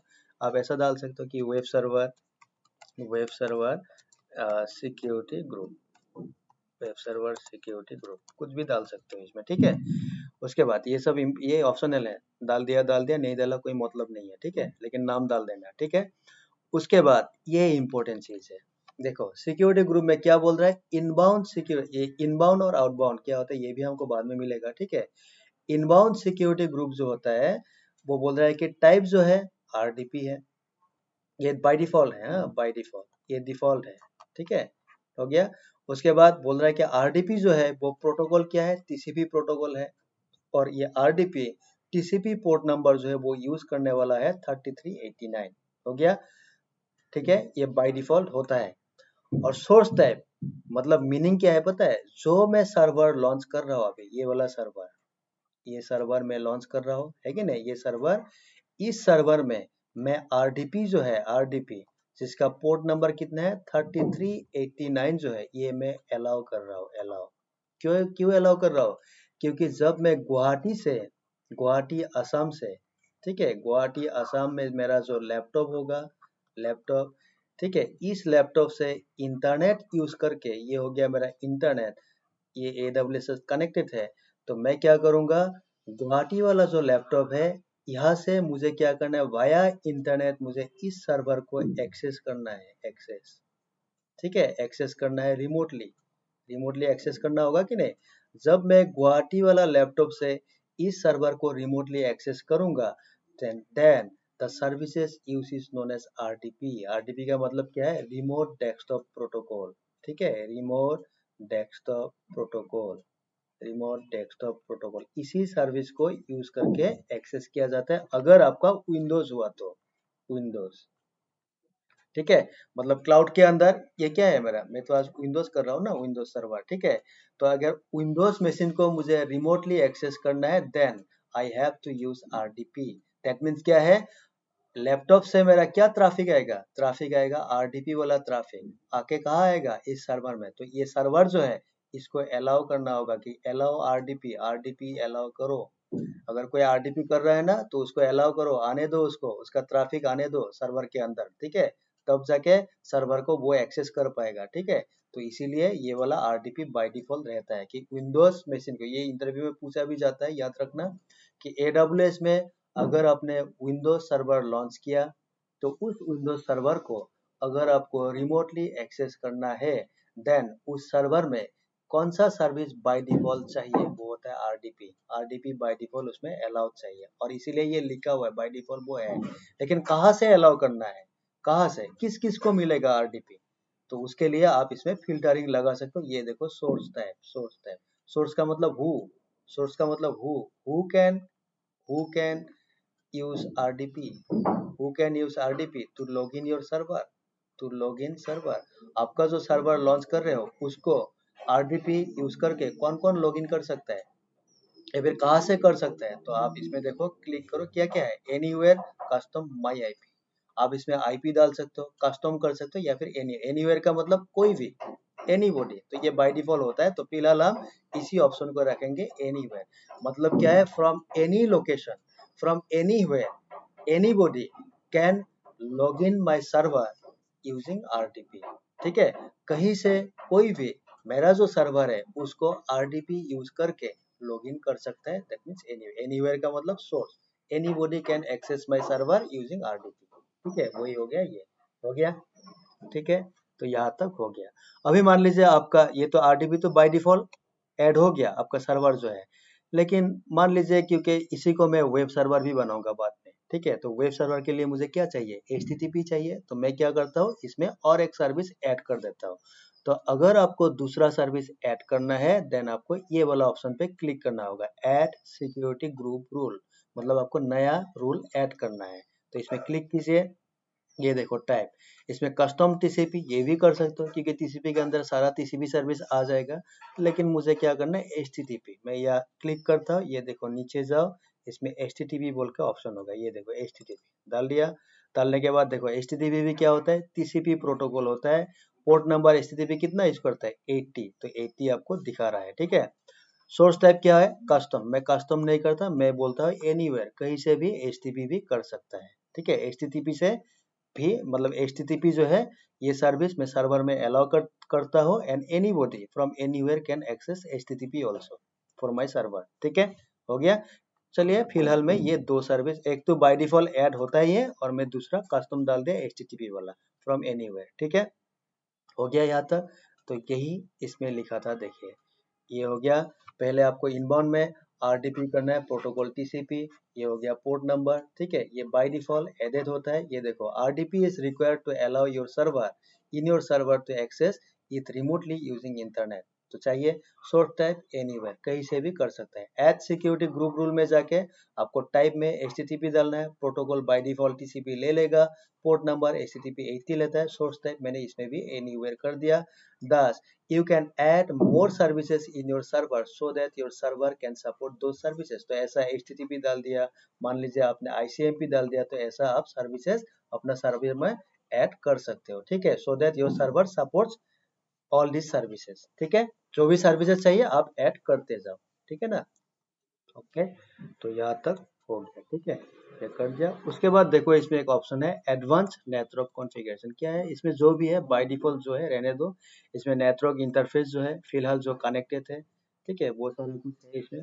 जो है बाय डिफॉल्ट रहने दो, इसमें हमें कोई छेड़छाड़ फिलहाल नहीं करना है। आप इसमें नेटवर्क इंटरफेस का लैन मतलब इंटरफेस, नेटवर्क इंटरफेस का मतलब क्या है, एनआईसी आप ऐड कर सकते हो, तो रहने दीजिए इसको, इसकी जरूरत फिलहाल नहीं है। तो यही है advance network configuration, network interface 1 मैंने बोल दिया। इसमें जो भी बाय डिफॉल्ट है आप रहने दो, इसमें ऐड नेटवर्क इंटरफेस भी कर सकते हो, तो रहने दो फिलहाल। अभी हमें ध्यान देना है नेक्स्ट ऑप्शन पे। उसमें क्या आएगा नेक्स्ट ऑप्शन, कॉन्फ़िगर स्टोरेज। अभी आपको स्टोरेज कॉन्फ़िगर करना है। ठीक है, तो स्टोरेज में क्या आएगा, देखो इसमें स्टोरेज, ये हो गया स्टोरेज, कॉन्फ़िगर स्टोरेज। तो इसमें आपको यहाँ क्लिक करना है एडवांस पे। ठीक है, क्लिक करने के लिए एडवांस में नहीं करने से भी होगा, मैं सिंपल कर देता हूँ। ठीक है, देखो जो भी फिलहाल हमें स्टोरेज दिखा रहा है वो क्या दिखा रहा है, ये देखो बोल रहा है कि कॉन्फ़िगर स्टोरेज में, ये बोल रहा है कि 30 जीबी का स्टोरेज है, एंड ये 30 जीबी। ठीक है, और ये हो गया GP2। ठीक है, GP2। GP2 ये क्या होता है, मैंने आपको बोला था कि अगर आपको EC2 लॉन्च करना है, EC2 या वर्चुअल मशीन जो लॉन्च लॉन्च करना होता है, ठीक है, इसमें जो रूट वॉल्यूम जो होता है, रूट वॉल्यूम जो होता है, रूट वॉल्यूम का मतलब जहां आपका OS रहेगा, OS that means C drive. So जो C ड्राइव होगा, जो रूट वॉल्यूम है, उसके लिए AWS क्लाउड में आपको दो टाइप का स्टोरेज दिया जाता है। एक होता है EBS इलास्टिक ब्लॉक स्टोरेज, जो ये भी एक चैप्टर्स है, बाद में हमको मिलेगा, और एक होता है इंस्टेंट स्टोर। ये दो टाइप का स्टोरेज मिलता है EC2 का जो रूट वॉल्यूम है उसके लिए। लेकिन बाय डिफॉल्ट जो यूज होता है वो होता है EBS। ठीक है, तो इसे देखो रूट वॉल्यूम जो है, और याद रखिएगा जब भी हम विंडोज लॉन्च करते हैं, विंडोज का जो रूट वॉल्यूम होगा उसके लिए AWS bye default 30 GB space हमें देता है, मतलब सी ड्राइव के लिए बाय डिफॉल्ट 30 GB मिलता है। आप इसको इंक्रीज कर सकते हो, अगर इंक्रीज किया तो आपको पे करना होगा। ये 30 GB जो है ये फ्री टियर अकाउंट के लिए, फ्री के लिए है, क्योंकि आप तो फ्री में कर रहे हो ना। AWS रूट ये क्या है, ये मेरा फ्री अकाउंट है, तो फ्री के लिए ये 30 GB फॉर विंडोज फ्री है for the C drive for root volume. Root volume का मतलब जहाँ ऑपरेटिंग सिस्टम होगा, और EBS होगा वो। और EBS वॉल्यूम जो होता है उसका डिफरेंट टाइप्स होता है, ठीक है। There are different types of EBS volume, और उसमें क्या क्या टाइप है आपको इसमें क्लिक करना है। देखो ये सब general purpose SSD GP3 GP2 by default ले रहा है, ठीक है। प्रोविजन IOPS है, प्रोविजन IOPS IO2 IO1, उसके बाद SC1 ST1 and magnetic. These are the type of EBS volume. ये भी हमको बाद में डिस्कस करना है कि क्या होता है ये सब, ठीक है। तो बाय डिफॉल्ट GP2 लेता है, GP2 जो है वो एक EBS वॉल्यूम का ही टाइप होता है, ठीक है। ये बाय डिफॉल्ट लेता है, तो आपको क्या करना है, ये बाय डिफॉल्ट वाला जो ऑप्शन है उसी को लेके आगे बढ़ना है। हो गया, ठीक है। तो इसमें अगर मैंने एडवांस पे क्लिक किया तो क्या आता है देखता हूँ। इसमें एडवांस में कुछ नहीं दिखा रहा है ना, सो डिटेल्स में क्या आ रहा है। चलो ठीक है, कोई कोई बात नहीं, रहने दो, ठीक है।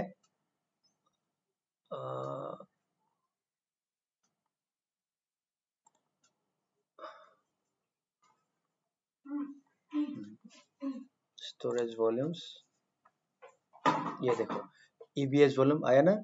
स्टोरेज वॉल्यूम जो है सिंपल इसमें दिखा रहा है ना EBS वॉल्यूम। तो EBS वॉल्यूम ये जो वॉल्यूम 1 है देखा 30 GB EBS general purpose SSD, मतलब ये बाय डिफॉल्ट लेता है 30 GB का बाय डिफॉल्ट। विंडोज अगर लिनक्स हुआ तो लिनक्स में, अमेजोन लिनक्स में अलग 8 GB या 10 GB देखेंगे हम लोग जब लैब करेंगे, ठीक है।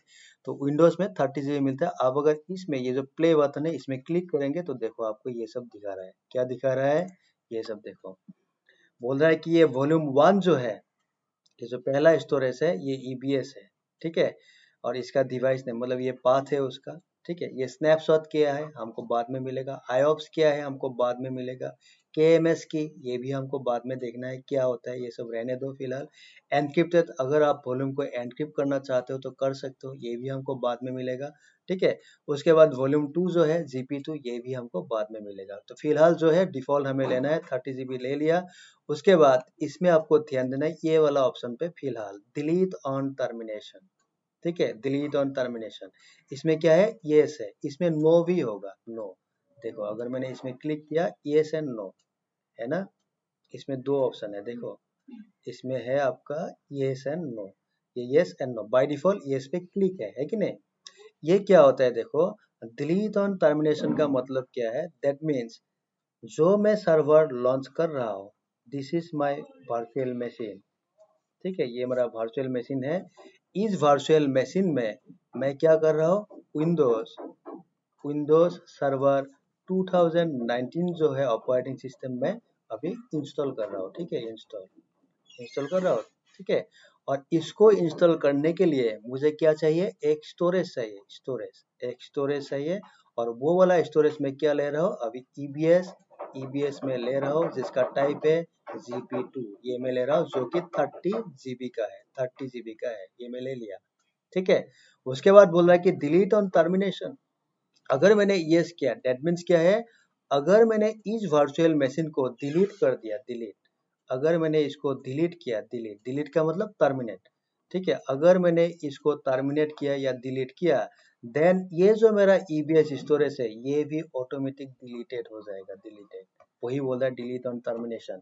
तो पूछा गया है क्या आप जब भी सर्वर टर्मिनेट करेंगे उसी टाइम ये EBS वॉल्यूम भी टर्मिनेट करना चाहते हो, यस और नो। अगर नो किया, अगर आपने इसमें नो सिलेक्ट किया तब क्या होगा, सर्वर आपका डिलीट हो जाएगा लेकिन ये वॉल्यूम डिलीट नहीं होगा, ये आपका अकाउंट में रहेगा। तो उसके लिए बिल आ सकता है अगर आप भूल गया तो, ठीक है। तो इसीलिए क्या होता है, अक्लमंदी इसी में होता है कि डिलीट ऑन टर्मिनेशन जो है इसको आप यस करके रखो, सो दैट अगर मैंने सर्वर को टर्मिनेट कर दिया, सर्वर को डिलीट कर दिया, और ये वॉल्यूम जो है 30 GB वाला ये भी ऑटोमेटिक डिलीट हो जाए, तो मुझे हेडेक लेने की जरूरत नहीं है कि बाद में मैं मैन्युअली जाके डिलीट करूँ। लेकिन मैं दो चीज दिखाऊंगा, ये ऑटोमेटिक डिलीट होगा और मैनुअल कैसे डिलीट होता है वो भी मैं दिखाऊंगा इसमें, ठीक है। ठीक है, समझ में आया ना। तो ये वाला ऑप्शन आपको एनेबल करके रखना है यस, कि सर्वर अगर डिलीट हो गया तो मेरा वॉल्यूम जो है उसको भी डिलीट कर दो, ठीक है।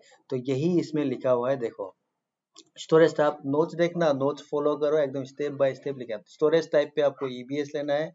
For every EC2 the most widely use storage for root volume, मतलब C ड्राइव के लिए वो EBS होता है, मैंने बोल दिया।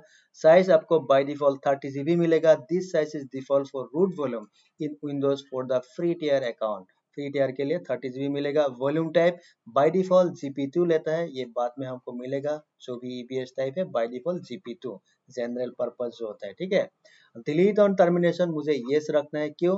When we terminate the server this volume is deleted automatically. अगर मैंने सर्वर डिलीट कर दिया, टर्मिनेट कर दिया, तो ये जो मैं वॉल्यूम क्रिएट कर रहा हूँ ये भी ऑटोमेटिक डिलीट हो जाएगा, ठीक है। एंड रेस्ट ऑप्शन जो भी है, जैसे एंक्रिप्शन था, KMS की था, स्नैपशॉट था, जो भी था, आप उसको डिफॉल्ट रखो। Keep default for this lab, इस लैब के लिए आप सारा ऑप्शन जो है उसको डिफॉल्ट रख दो, ठीक है। तो ये जो है ये स्टेप, इससे क्या हो रहा है, इससे मेरा C ड्राइव क्रिएट हो रहा है, C ड्राइव जिसमें मेरा ऑपरेटिंग सिस्टम रहेगा, उसके लिए मैं ये काम कर रहा हूँ, ठीक है। हो गया। लेकिन जो लैब है, लैब में मैंने क्या बोला था शुरुआत में, ये वाला सेकेंड वाला पॉइंट देखो। ये पहला वाला पॉइंट तो मैं कर रहा हूँ, सेकेंड वाला क्या बोला था, during launching add extra volume also so that you can create a new drive D. मतलब लॉन्चिंग टाइम पे ही मुझे क्या करना है, वॉल्यूम ऐड करना है, क्योंकि मुझे डी ड्राइव भी क्रिएट करना है अपना सर्वर पे, ठीक है। तो उसके लिए मुझे क्या करना होगा, अभी मैं लॉन्च कर रहा हूँ ना, तो इसीलिए मुझे लॉन्चिंग टाइम पे ही इसमें मेरा जो सर्वर है इसमें मुझे वॉल्यूम ऐड करना होगा, ठीक है।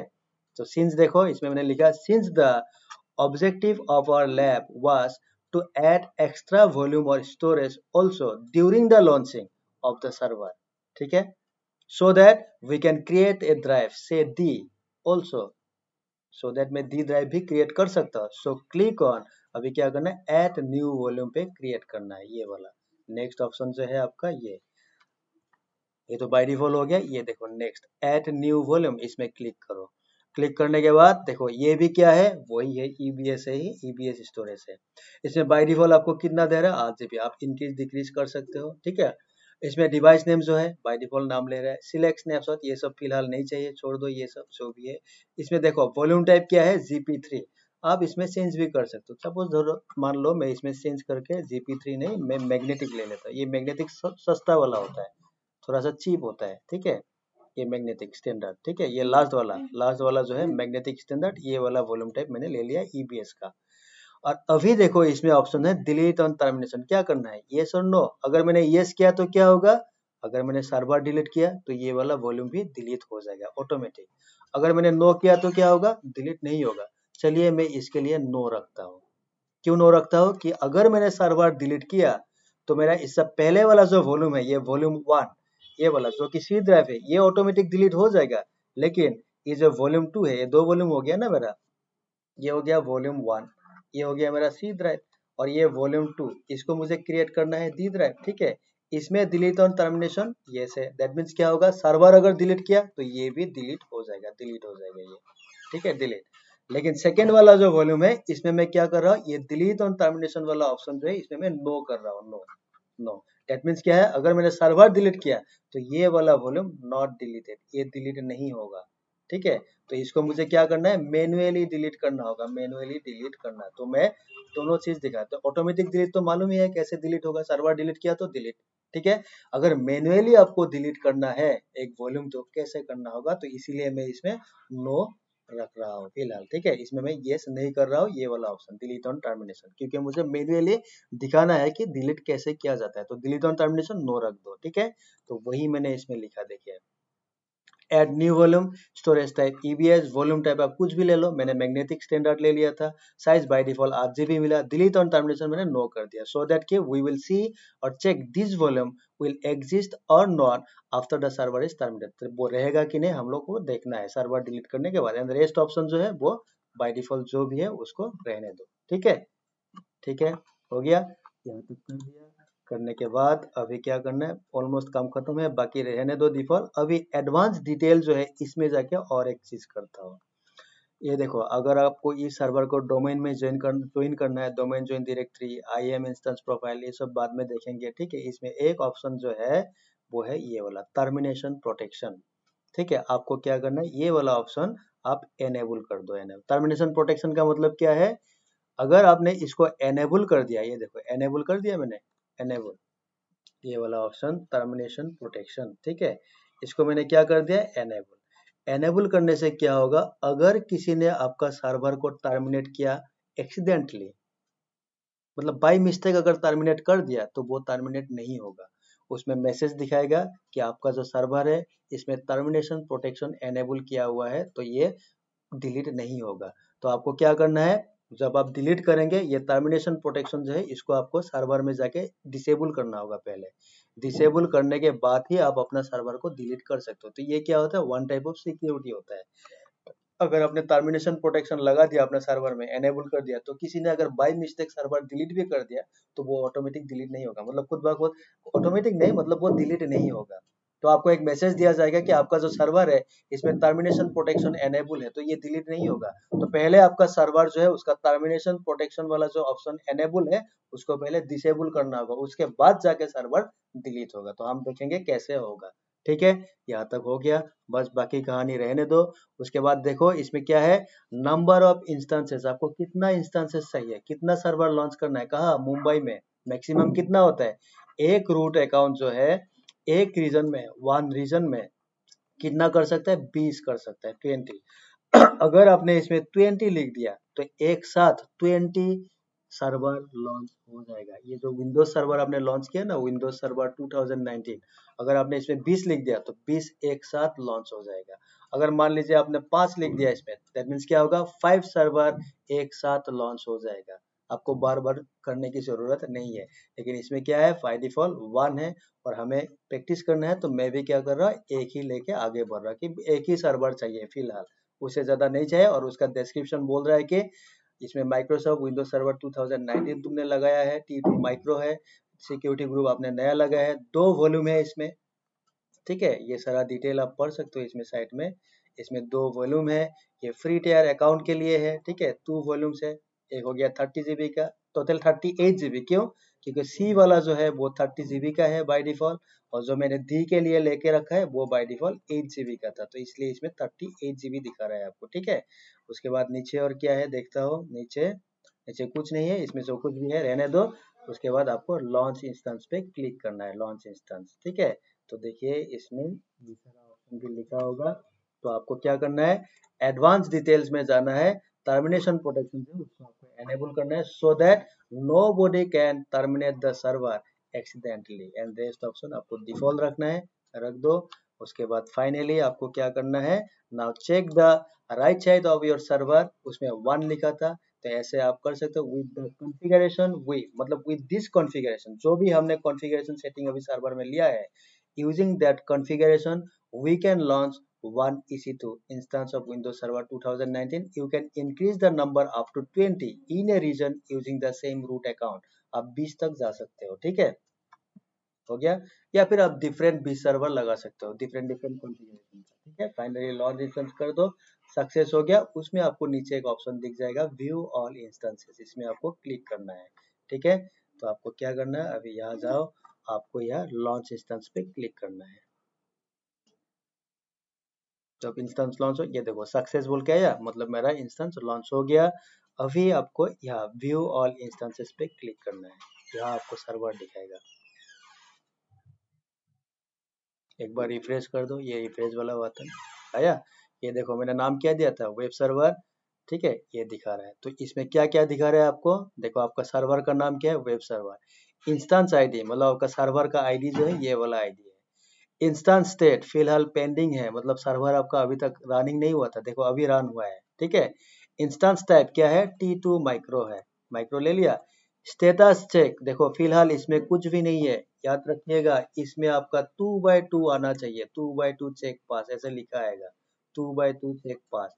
जब ये लिखा आएगा that means your server is ready, ठीक है। इसका आने का मतलब तुम्हारा सर्वर जो है वो रेडी है। फिलहाल ये रनिंग हो रहा है, अभी तक शुरू नहीं हुआ है, ठीक है। अगर आपने इसको रिफ्रेश कर दिया, देखने इसमें इनिशियलाइज बोल के लिखा आएगा, ये देखो इनिशियलाइजिंग आया। तो स्टेटस चेक में इनिशियलाइज मतलब ये स्टार्ट कर दिया, ठीक है। उसके बाद किस एजी में आपने लॉन्च किया, episode 1A, public IPv4 DNS server address, ये DNS सर्वर 15.206.1.7.11 ये बाय डिफॉल्ट मिला है उसको। पब्लिक IPv4 एड्रेस ये वाला इसका IP है 15.206.171.11, ठीक है। उसके बाद इलास्टिक IP नहीं डाला, IPv6 IP नहीं दिया, मॉनिटरिंग फिलहाल डिसेबल है। आपने सिक्योरिटी ग्रुप 28 SEC GP नाम दिया था, की नेम दिया था 28 के, लॉन्च टाइम जो भी है सब कुछ आपको दिखा रहा है, ठीक है। हो गया, ठीक है। ये सारा इन्फॉर्मेशन आ रहा है, तो ये देखो इसमें ये सारा कुछ मैंने लिख दिया। ये इंस्टा वेब सर्वर जो आपने नाम दिया था वो आ गया। इंस्टेंस आईडी आपको आईडी दिखाएगा, इंस्टेंस स्टेट आपको रनिंग दिखा रहा है, instance type T2 micro. Status check जो है ये हो गया इनिशियलाइज, ये इनिशियलाइज दिखा रहा है। This must be 2x2 check pass, otherwise you can not log in और एक्सेस योर सर्वर, ठीक है। तो ये जो है ये वाला ऑप्शन, ये जो है ना स्टेटस चेक, इसमें क्या आएगा, ये इनिशियलाइजिंग जो है ये हट के इसमें 2x2 चेक पास लिखा आएगा, इसमें चेक पास। जब तक ये नहीं आएगा your server is not ready. जब ये 2x2 चेक आएगा that means your server is ready. After then you can log in और एक्सेस योर सर्वर, उसके बाद ही आप सर्वर को एक्सेस कर सकते हो, उससे पहले नहीं कर सकते हो। तो इसमें क्या होता है स्टेटस चेक, ये दो टाइप का स्टेटस चेक करते हैं। क्या क्या करते हैं देखो, हो गया। तो ये सब देखो, स्टेटस चेक क्या होता है, ऑटोमेटिकली परफॉर्म और Amazon EC2 instances and that two checks are, दो चेक होता है, तो 2x2 मतलब दो चेक होता है, टू चेक होता है, ठीक है। तो ये ऑटोमेटिकली Amazon जो है Amazon खुद परफॉर्म करता है ऑन EC2 इंस्टेंसेस। क्या क्या चेक, ये दो चेक होता है, नंबर 1 नंबर 2।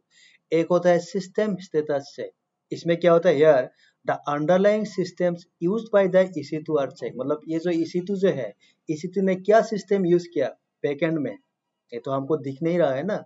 बैकएंड में जो भी सिस्टम यूज किया, जो भी सिस्टम कॉन्फ़िगरेशन है उसको चेक किया जाता है। और एक होता है इंस्टेंस स्टेटस चेक, मतलब the configuration of the specific instance, जो भी कॉन्फ़िगरेशन हमने किया, जो भी कॉन्फ़िगरेशन डाल दिया वो सब चेक किया जाता है। तो ये दो चेक होता है, ये दो चेक दोनों जब पास होगा then your server will be ready and then only 2x2 check pass जो है वो लिखा आएगा। ये दो टाइप का चेक होता है ऑटोमेटिक, जो AWS खुद करता है, ठीक है।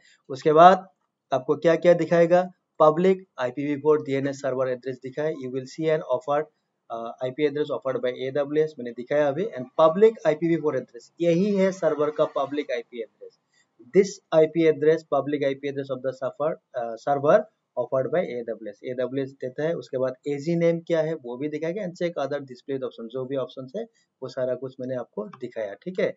मतलब इसमें ये सारा कुछ ऑप्शन, नेम, इंस्टेंस आईडी, ये सारा कुछ जो है ये सारा कुछ मैंने बोल दिया आपको क्या क्या आता है, ठीक है।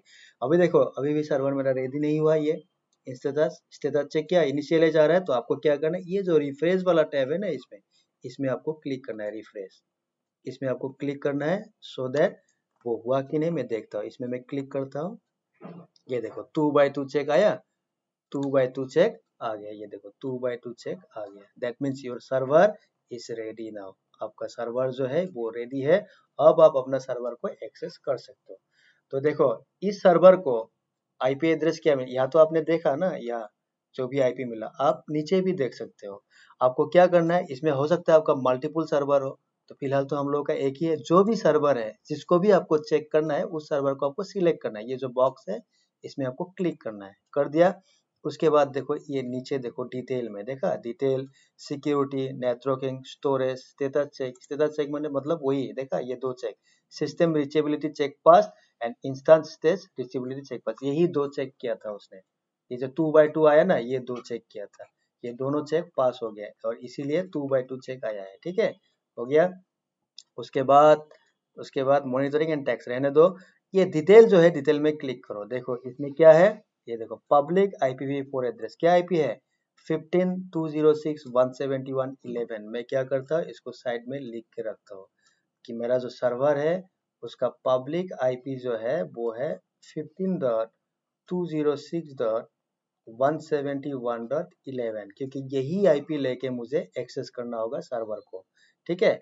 उसके बाद इसमें प्राइवेट आईपी क्या है, देखो ये प्राइवेट आईपी क्या आया है 172.31.46.7, मतलब ये कहाँ से आ रहा है, कहाँ से, वही वाला 172.31. क्या था 32.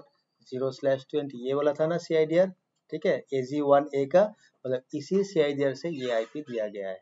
ये हो गया आपका प्राइवेट IP, ये होता है प्राइवेट IP, ठीक है। ये प्राइवेट IP हो गया, ये देखो लिखा है प्राइवेट IPv4 एड्रेस। जो भी AG लिया था उस AG में जो भी CIDR था उसी से उसको ये IP ऑटोमेटिक मिला, और पब्लिक IP ये है, ठीक है, हो गया। अभी मुझे मेरा सर्वर जो है उसको लॉगिन करना है फ्रॉम रिमोटली। मैं कहाँ हूँ, गुवाहाटी में हूँ, आसाम में हूँ। मेरा सर्वर कहाँ है, मुंबई में है, ठीक है। अभी जो मैंने लॉन्च किया सर्वर, ये वाला सर्वर कहाँ है, सर्वर VM वर्चुअल मशीन जो है वो मुंबई में लॉन्च किया मैंने, यहाँ लॉन्च किया मुंबई। मैं कहाँ हूँ, गुवाहाटी में हूँ। तो मुझे क्या करना है, गुवाहाटी से अपना सर्वर लॉगिन करना है। कैसे करना है, जो भी सर्वर लॉगिन करना है, एक्सेस करना है, आपको उसमें क्लिक करना है। ये जैसा ऐसा होगा तो ऐसे क्लिक करो। क्लिक करने के बाद आपको यहाँ क्लिक करना है कनेक्ट पे, ठीक है। कनेक्ट पे क्लिक करने के बाद आपका जो सर्वर है उसमें क्या क्या सर्विस मैंने ऐड किया था, RDP। तो आपका जो लैपटॉप होगा उसमें भी RDP क्लाइंट वाला सर्विस चाहिए, so that RDP remote desktop जो है वो आपका नॉर्मली विंडोज में होता भी है। RDP जो है रिमोट डेस्कटॉप कनेक्शन विंडोज में होता है। आप सर्च मार के यहाँ देख भी सकते हो। देखो यहाँ मैं दिखाता हूँ, अगर आपने इसमें रिमोट डेस्कटॉप लिख दिया,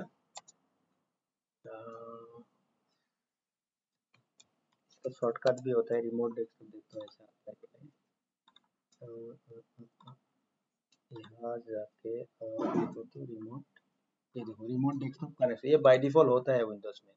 ऐसा भी तो इसमें क्या होगा, ये जो रिमोट डेस्कटॉप इसमें आपको ये वाला आईपी डालना है 15.206.171.11, क्योंकि इसी सर्वर को आपको रिमोटली एक्सेस करना है। तो इसमें ये वाला आईपी डालना होगा। तो मैं ये नहीं करता हूँ, रहने दो ये विंडोज वाला।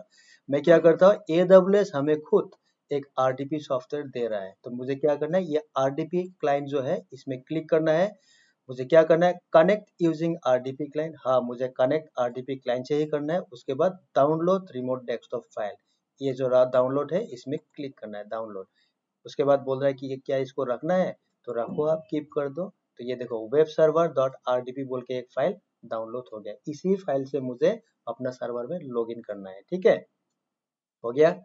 उसके बाद आपका जो सर्वर है, सर्वर का की क्या था, ये वाला देखो 28 की, ये था की पेयर, और ये हो गया रिमोट डेस्कटॉप फाइल RDP।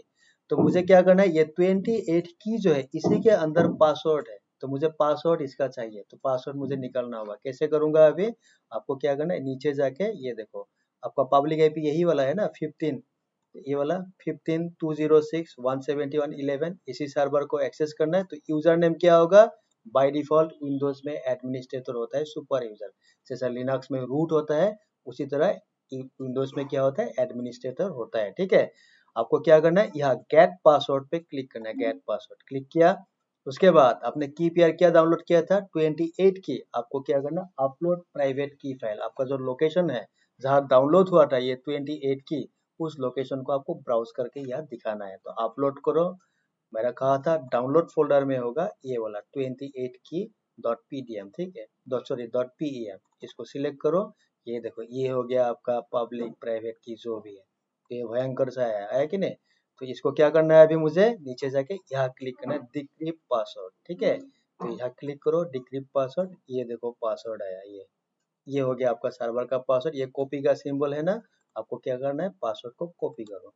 मैं कॉपी करके क्या करता हूँ, इस पासवर्ड को एक नोटपैड फाइल में पेस्ट करके रखता हूँ। कोई भी एक नोटपैड फाइल ओपन कर लो यहाँ पे, या फिर टेक्स्ट डॉक्यूमेंट, ठीक है। ये करके यहाँ मैं इसको पेस्ट करता हूँ, माय VM पासवर्ड, ठीक है। मेरा जो पार्शियल मशीन है उसका ये इस पासवर्ड को मैं चेंज भी कर सकता हूँ, ठीक है। तो फिलहाल नहीं चाहिए, इसको रहने दो। सेव करके रखता हूँ ये वाला, ये है ना, हाँ ये वाला पासवर्ड, ठीक है, हो गया, ठीक है। तो मैंने क्या किया, यहाँ जो है पासवर्ड कॉपी कर लो। अभी आपको क्या करना है, इसको मिनिमाइज करो। करने के बाद आप डाउनलोड फोल्डर पे जाओ, डाउनलोड, यहाँ आपका ये वाला देखो वेब सर्वर, ये जो है web server dot RDP download हुआ था ना, इसको ओपन करो। ओपन, आईपी वही वाला है कि नहीं, देखो 15.206.171.11 है ना, वही वाला देखो 15 है ना, ये देखो 15.206.171.172, सॉरी 171.11, यही है ना। यही वाला आईपी है, ठीक है। अभी आपको क्या करना है, कनेक्ट पे क्लिक करना है, कनेक्ट, ठीक है। अभी कनेक्ट पे क्लिक करो, क्लिक करने के बाद यहाँ बाय डिफॉल्ट यूजर नेम क्या था, एडमिनिस्ट्रेटर, पासवर्ड क्या था, पासवर्ड ये वाला है, तो ये तो मैंने कॉपी करके रखा ही था ना, कॉपी, ये पासवर्ड है। आपको करना क्या है, यहाँ पेस्ट करना है, पेस्ट हो गया, ओके कर दो। उसके बाद अगर आपने विंडोज सर्वर कभी भी लॉगिन किया होगा तो आपको पता है, जब आप लॉगिन करते हो एक सर्टिफिकेट दिखाता है उसमें, इसमें आपको येस करना है, येस। अभी देखना आपका सर्वर जो है वो आपको एक्सेस मिल जाएगा, ठीक है। ये देखो आपका सर्वर आ गया, ठीक है, ये आपका सर्वर है। मैं कहाँ हूँ, गुवाहाटी असम में हूँ, और ये सर्वर कहाँ था, मुंबई में था। ये मुंबई वाला सर्वर मेरे लैपटॉप में शो कर रहा है, ठीक है। मैं थोड़ा एक मिनट मिनिमाइज करता, वो रेडी हो जाए पहले, ठीक है। तो अभी क्या करना है, देखो ये सारा ऑप्शन है उसमें, ये सारा ऑप्शन, तो ये डिटेल है, security, networking, storage, status check, monitoring tag, ठीक है। इसमें क्या करना है, इंस्टेंस आईडी, पब्लिक IPv4, मैंने जब किया था मेरा आईपी एड्रेस अलग था, पब्लिक IPv4, प्राइवेट आईपी जो भी है वो है, दिखा रहा है, ठीक है। And many more details you can check, ठीक है। तो यहाँ तक आप देख सकते हो। तो अभी देखो हमने अभी तक क्या किया वो देखो, what we have done till now. ये देखो, ये हो गया आपका AWS क्लाउड, ये हो गया AWS क्लाउड, ठीक है। ये बाहर वाला हिस्सा जो है AWS क्लाउड है,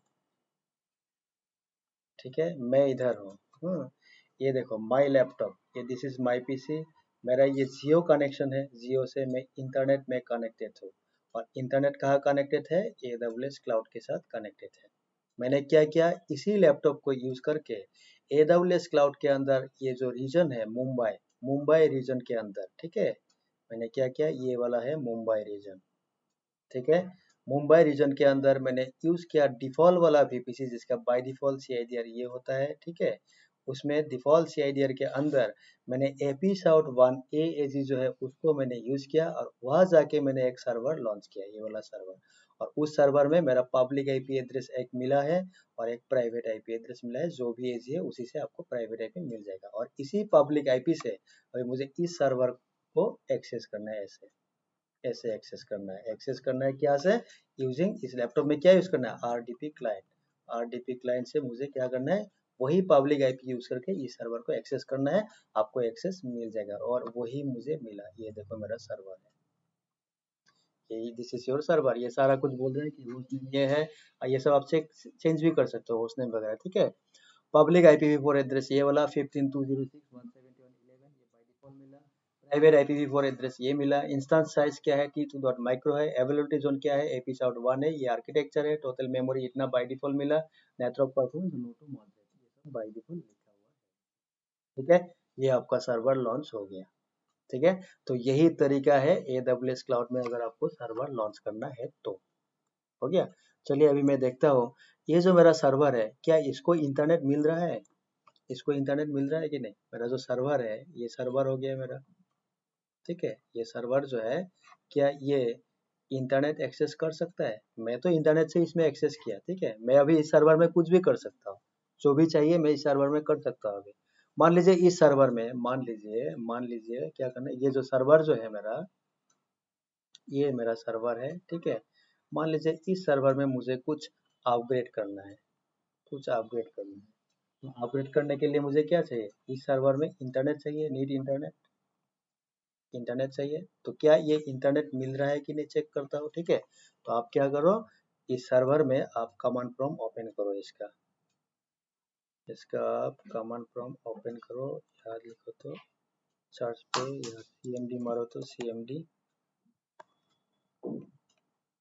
आया, CMD, ठीक है। उसके बाद यहाँ से आपको क्या करना है, पिंग मारो, पिंग पिंग 8.8.8.8, देखो 888 क्या है, गूगल का DNS सर्वर है, इसको पिंग मिल रहा है, ठीक है। दैट मीन्स क्या है, मेरा जो सर्वर है, सर्वर को भी इंटरनेट मिल रहा है। मैं अभी गुवाहाटी से, असम से अपना मुंबई वाला सर्वर एक्सेस करके उस सर्वर में कुछ भी अपग्रेड कर सकता हूँ, कुछ भी कर सकता है यूजिंग इंटरनेट, ठीक है, क्योंकि उस सर्वर को भी इंटरनेट मिल रहा है। अगर इंटरनेट मिल रहा है तो एक काम करता हूँ, मैं इसका ये खोलता हूँ, इंटरनेट एक्सप्लोरर, ठीक है। आप इसमें लेटर कर दो, इसमें देखो तो फेसबुक आ रहा है कि नहीं, .facebook.com।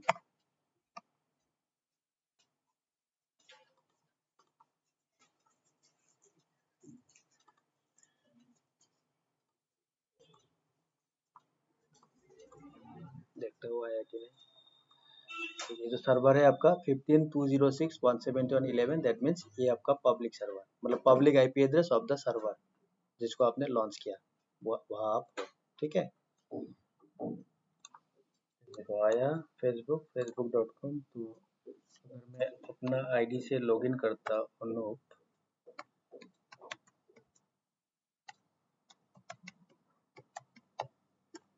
हो गया, उसके बाद पासवर्ड जो है मेरा,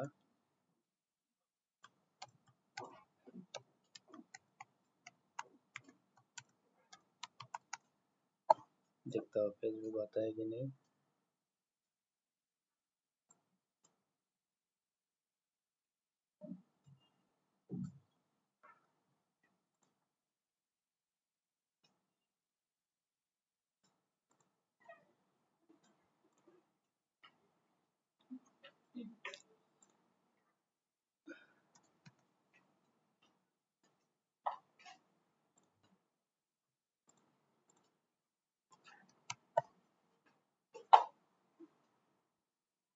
कंटिन्यू टू अकाउंट है ना। अभी मैं देखता हूँ facebook.com।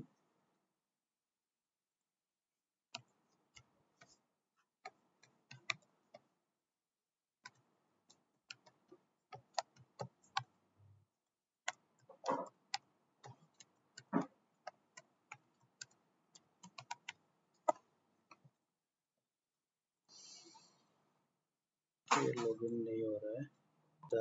ये इसलिए नहीं आ रहा है, देखिए, you are using a browser that is not supported by Facebook, so we have redirected you to a simple version to give you the best experience. अच्छा, ये जो फिलहाल जो ब्राउजर है, ये जो है ये फेसबुक सपोर्ट नहीं कर रहा है, ठीक है। मैं एक काम करता हूँ, रुको, मैं एक काम करता हूँ, इसमें गूगल क्रोम जो है, गूगल क्रोम मैं डाउनलोड करता हूँ, ठीक है।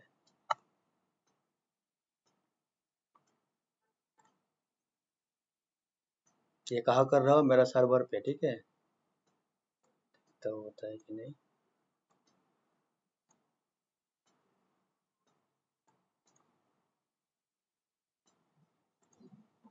मैं और एक चीज़ देखता हूँ, मेरा यह अपना लैपटॉप जो है, लैपटॉप में गूगल है कि देखता हूँ, ठीक है।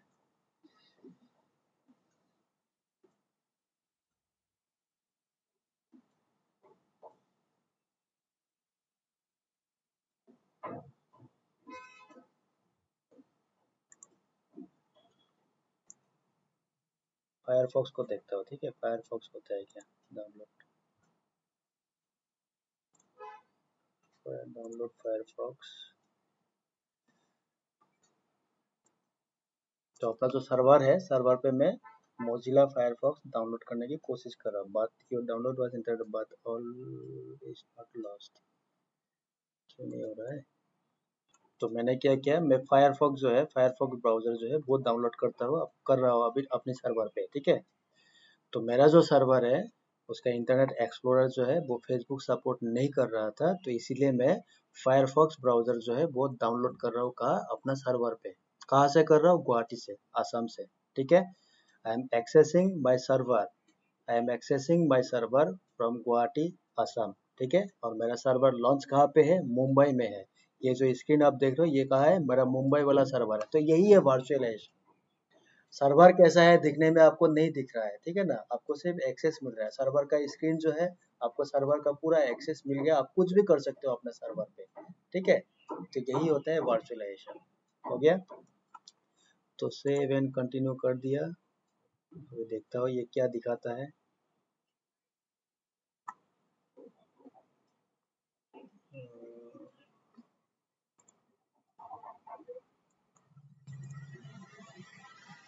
इंस्टॉल हो गया होगा फायरफॉक्स,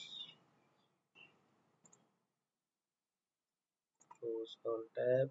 फायरफॉक्स ओपन करता हूँ। फायरफॉक्स मेरा ओपन हो गया। मैं एक बार इसमें गूगल डाल के देखता हूँ आता है कि नहीं।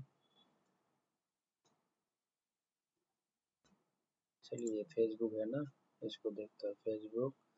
अभी मैं इसमें लॉगिन करता हूँ।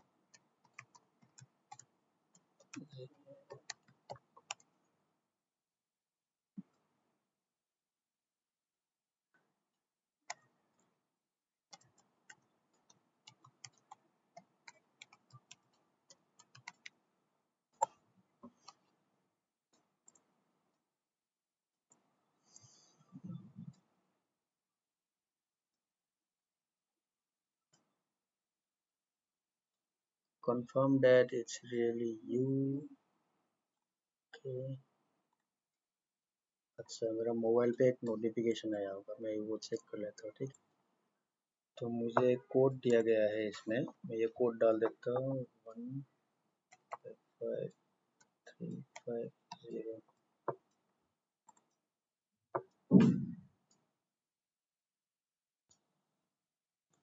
तो ये देखिए, ये मेरा प्रोफाइल है। ठीक है, तो मैं फेसबुक एक्सेस कर पा रहा हूँ कहाँ से, मेरा सर्वर से। This is my server, server से मेरा एक्सेस हो रहा है मेरा फेसबुक प्रोफाइल। और इसमें आप, मेरा जो प्रोफाइल है इसमें आप ये चेक कर सकते हो, ये जो है आई नॉलेज नेटवर्किंग लर्निंग सेंटर। तो इसमें अगर आप क्लिक करेंगे, आप देख सकते हो, जो भी नया हो आप देख सकते हो इसको। ये मेरा पेज है, ठीक है, आई नॉलेज नेटवर्क लर्निंग सेंटर जो है, दिस इज माई पेज। इस पेज में आप जाके देख सकते हो कि अभी तक मेरा जो फार्म है, मेरा जो सेंटर है, उसका नाम एक्चुअली यही नाम है, आई नॉलेज। आई नॉलेज जो है यही नाम है मेरा। ठीक है, तो मैं जो भी ट्रेनिंग प्रोवाइड करता हूँ इसी से करता हूँ, आई नॉलेज से, इसी नाम से होता है। और इस प्रोफाइल में आप जाके यहाँ जाके आप चेक कर सकते हो कि अभी तक जो भी किया मैंने, ये सारा कुछ आपको इसमें दिख जाएगा। ठीक है, इसमें देखिए, आप अगर देखेंगे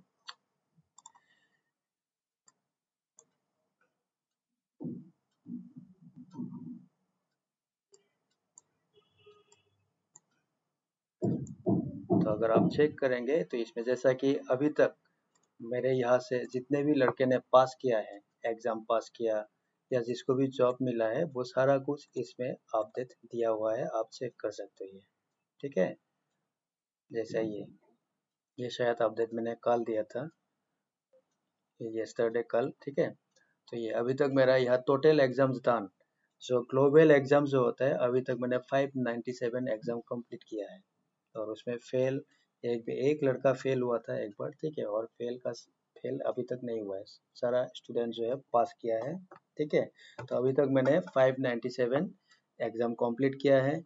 और जो भी है उसका फोटो विथ, जो भी है जिसने भी, जैसा एस डी वन AWS, जिसने भी जो भी एग्जाम दिया सारा कुछ इसमें दे के रखा है। और अगर जिसको मैंने जॉब दिया, जॉब का भी इस तरह से अपडेट देता है। जैसा ये हीरोक ज्योतिश्वर गिरी बोल के जो है, ये इस कंपनी नेटवर्क इंजीनियर। तो जो भी है आप ये चेक कर सकते हो, सी ऑल फोटोज में जाके देख सकते हो अभी तक कितना एग्जाम कंप्लीट हुआ है, किस किस को जॉब मिला, विथ फोटो इसमें अपडेट दिया हुआ है। तो इसी के लिए मैं आपको फेसबुक दिखा रहा था। ठीक है ना, इसलिए तो मैं साइन आउट करता हूँ यहाँ से।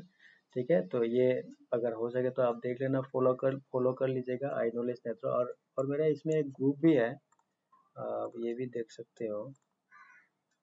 ये है ना, तो यहाँ जाके मैं फेसबुक में एक ये वाला आई नॉलेज नेटवर्क बोल के जो ग्रुप है, यहाँ भी आपको, तो आई नॉलेज नेटवर्क इसमें भी सारा कुछ है। ठीक है, जो भी किया मैंने अब तक, जो भी किया वो सारा कुछ इसमें भी है। ठीक है, तो आप देख सकते हो ये सब। ठीक है, तो मैं साइन आउट कर देता हूँ। तो अभी मैंने क्या किया, अभी मेरा जो सर्वर है मुंबई वाला सर्वर, उसी सर्वर से मैंने फेसबुक एक्सेस किया था। ठीक है, हो गया यहाँ तक। अभी नेक्स्ट थिंग, ठीक है, यहाँ तक हो गया। तो अभी हमने क्या किया, एक सर्वर हमने लॉन्च किया मुंबई रीजन में। और एजी क्या था, एजी 1A था। ठीक है, उसका पब्लिक आईपी ये है 15.206.171.11। और हमने चेक किया कि अपना जो सर्वर है उसको भी इंटरनेट मिल रहा था। और मैंने अपना खुद का फेसबुक अकाउंट से मैंने आप लोगों को एक्सेस करके दिखा दिया कि सर्वर से इंटरनेट मिल रहा था। ठीक है, मैंने फेसबुक ओपन करके दिखा दिया आपको। ठीक है, तो यहाँ तक हो गया। अभी नेक्स्ट थिंग जो है वो ये है, चलिए नेक्स्ट थिंग जो है वो मैं इसका नेक्स्ट वाला लैब में करता हूँ। ठीक है, क्योंकि लैब ऑलरेडी काफी बड़ा हो चुका होगा। ठीक है, तो मैं नेक्स्ट क्या करता हूँ, नेक्स्ट में क्या करता हूँ, ये मेरा सर्वर लॉन्च है, फिलहाल लॉन्च हो गया। नहीं, चलिए मैं खत्म ही कर देता हूँ क्योंकि एक ही साथ में खत्म हो जाएगा। ठीक है, अभी ये लॉन्च हो गया है कि नहीं। अभी मैं चेक करता हूँ इसका इसका इसमें क्या क्या ड्राइव है। तो आपको कहाँ जाना है, इधर आना है, इधर ये वाला, ये जो फोल्डर वाला सिंबल है ना, यहाँ आना। पीडीएफ में सारा कुछ लिखा हुआ है, यहाँ आपको क्लिक करना है। ठीक है, यहाँ क्लिक करो आप। यहाँ अगर आप क्लिक करेंगे, ये वाला यहाँ क्लिक कीजिए।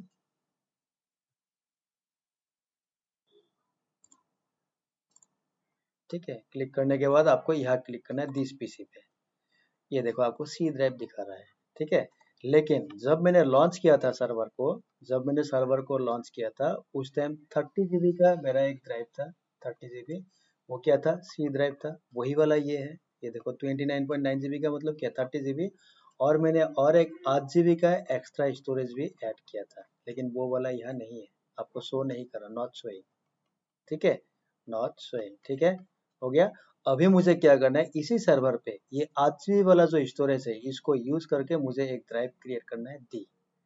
ठीक है, और ये क्या है, ये स्टोरेज जो था 8 GB वाला, ये मैंने कब किया था, ड्यूरिंग लॉन्चिंग टाइम। जब मैंने सर्वर को लॉन्च किया था उसी टाइम इसको मैंने ऐड करके ही लॉन्च किया था। लेकिन इसमें ड्राइव क्रिएट नहीं हुआ, तो मुझे एक ड्राइव चाहिए, डी ड्राइव। तो कैसे करना है, ठीक है। तो अभी मैं एक काम करता, इसी लैब को यहाँ ही खत्म करता। अभी नेक्स्ट लैब में मैं दिखाता हूँ कि ये मेरा जो लॉन्च हो चुका है सर्वर, जहाँ मैंने एक्स्ट्रा स्टोरेज ऐड किया था, उस स्टोरेज से मैं डी ड्राइव कैसे क्रिएट कर सकता हूँ वो दिखाता हूँ। और नेक्स्ट क्या दिखाऊंगा, ये सर्वर ऑलरेडी मेरा लॉन्च है और इसमें मैंने ऐड किया था फॉर डी ड्राइव के लिए मैंने 8 GB ऐड किया था। ठीक है, मुझे ई बोल के भी और एक ड्राइव चाहिए, ई। तो उसके लिए मुझे क्या चाहिए, और एक्स्ट्रा स्टोरेज चाहिए। मतलब लॉन्च सर्वर, जो सर्वर आपका लॉन्च हो चुका है उसमें आपको स्टोरेज ऐड कैसे करना होगा। तो ये दोनों चीज मैं नेक्स्ट लैब में दिखाता हूँ। नहीं तो ये लैब काफी बड़ा हो चुका है। ठीक है, तो फिलहाल इस लैब को मैं यहीं पे स्टॉप करता हूँ। ठीक है ना, यहीं पे स्टॉप करता हूँ। नेक्स्ट लैब में ये ड्राइव कैसे क्रिएट करता है, ठीक है, उसको मैं दिखाता हूँ इन द नेक्स्ट लैब। ठीक है, ओके। तो कीप वॉचिंग। अभी तक जो देखा, जो भी डाउट है पूछना है यार। अगर आपको ये मेरा पीडीएफ वगैरह चाहिए तो आप मुझे मैसेज कर सकते हो। ठीक है, मैसेज कर सकते हो आप मुझे, मैसेज में मुझे ये 91091012099149 ये जो है, इसमें आप व्हाट्सअप कर सकते हो। व्हाट्सअप करके आप मुझे मांग सकते हो ये पीडीएफ अगर चाहिए तो। ये सारा कुछ अभी जो मैंने किया, ये लॉगिन वॉगिन किया, ये सारा कुछ इसमें लिखा है। वेब सर्वर कनेक्ट, ये देखो आरडीपी क्लाइंट, ये मैंने नहीं पढ़ा। उसके बाद कैट पासवर्ड जो है उसमें जाके अपलोड प्राइवेट की, उसके बाद डिक्रिप्ट पासवर्ड पे क्लिक करना है। उसके बाद पासवर्ड जो है ये वाला सिंबल आएगा ऐसा। ठीक है, ऐसा कॉपी का सिंबल है, आपको यहाँ click here to copy the password and save in notepad में सेव करके रखो। उसके बाद open remote desktop client, downloaded file in your laptop. उसके बाद रिमोट डेस्कटॉप फाइल में you will see the public IP of the AC. तो आपका पब्लिक आईपी दिखा रहा था, तो आपने लॉगिन कर दिया। एंड देन एडमिनिस्ट्रेटर होता है यूजर नेम, उसके बाद paste the password here and yes, एक सर्टिफिकेट आएगा, आपको उसमें यस क्लिक करना है। And now you are in your server now. तो यहाँ तक मैंने कर दिया। उसके बाद इस सर्वर में मैंने फायरफॉक्स इंस्टॉल किया आपको दिखाने के लिए कि मेरा जो सर्वर है वो इंटरनेट एक्सेस कर पा रहा है। उसके बाद मैंने अपना फेसबुक अकाउंट जो है, फेसबुक अकाउंट इसमें ओपन करके भी आपको दिखा दिया, कहाँ, इस सर्वर में। ठीक है, उसके बाद अभी नेक्स्ट लैब में हम देखते हैं कि ड्राइव कैसे क्रिएट किया जाता है। ठीक है, तो फिलहाल यही तक रखता हूँ। Thank you for watching. Okay.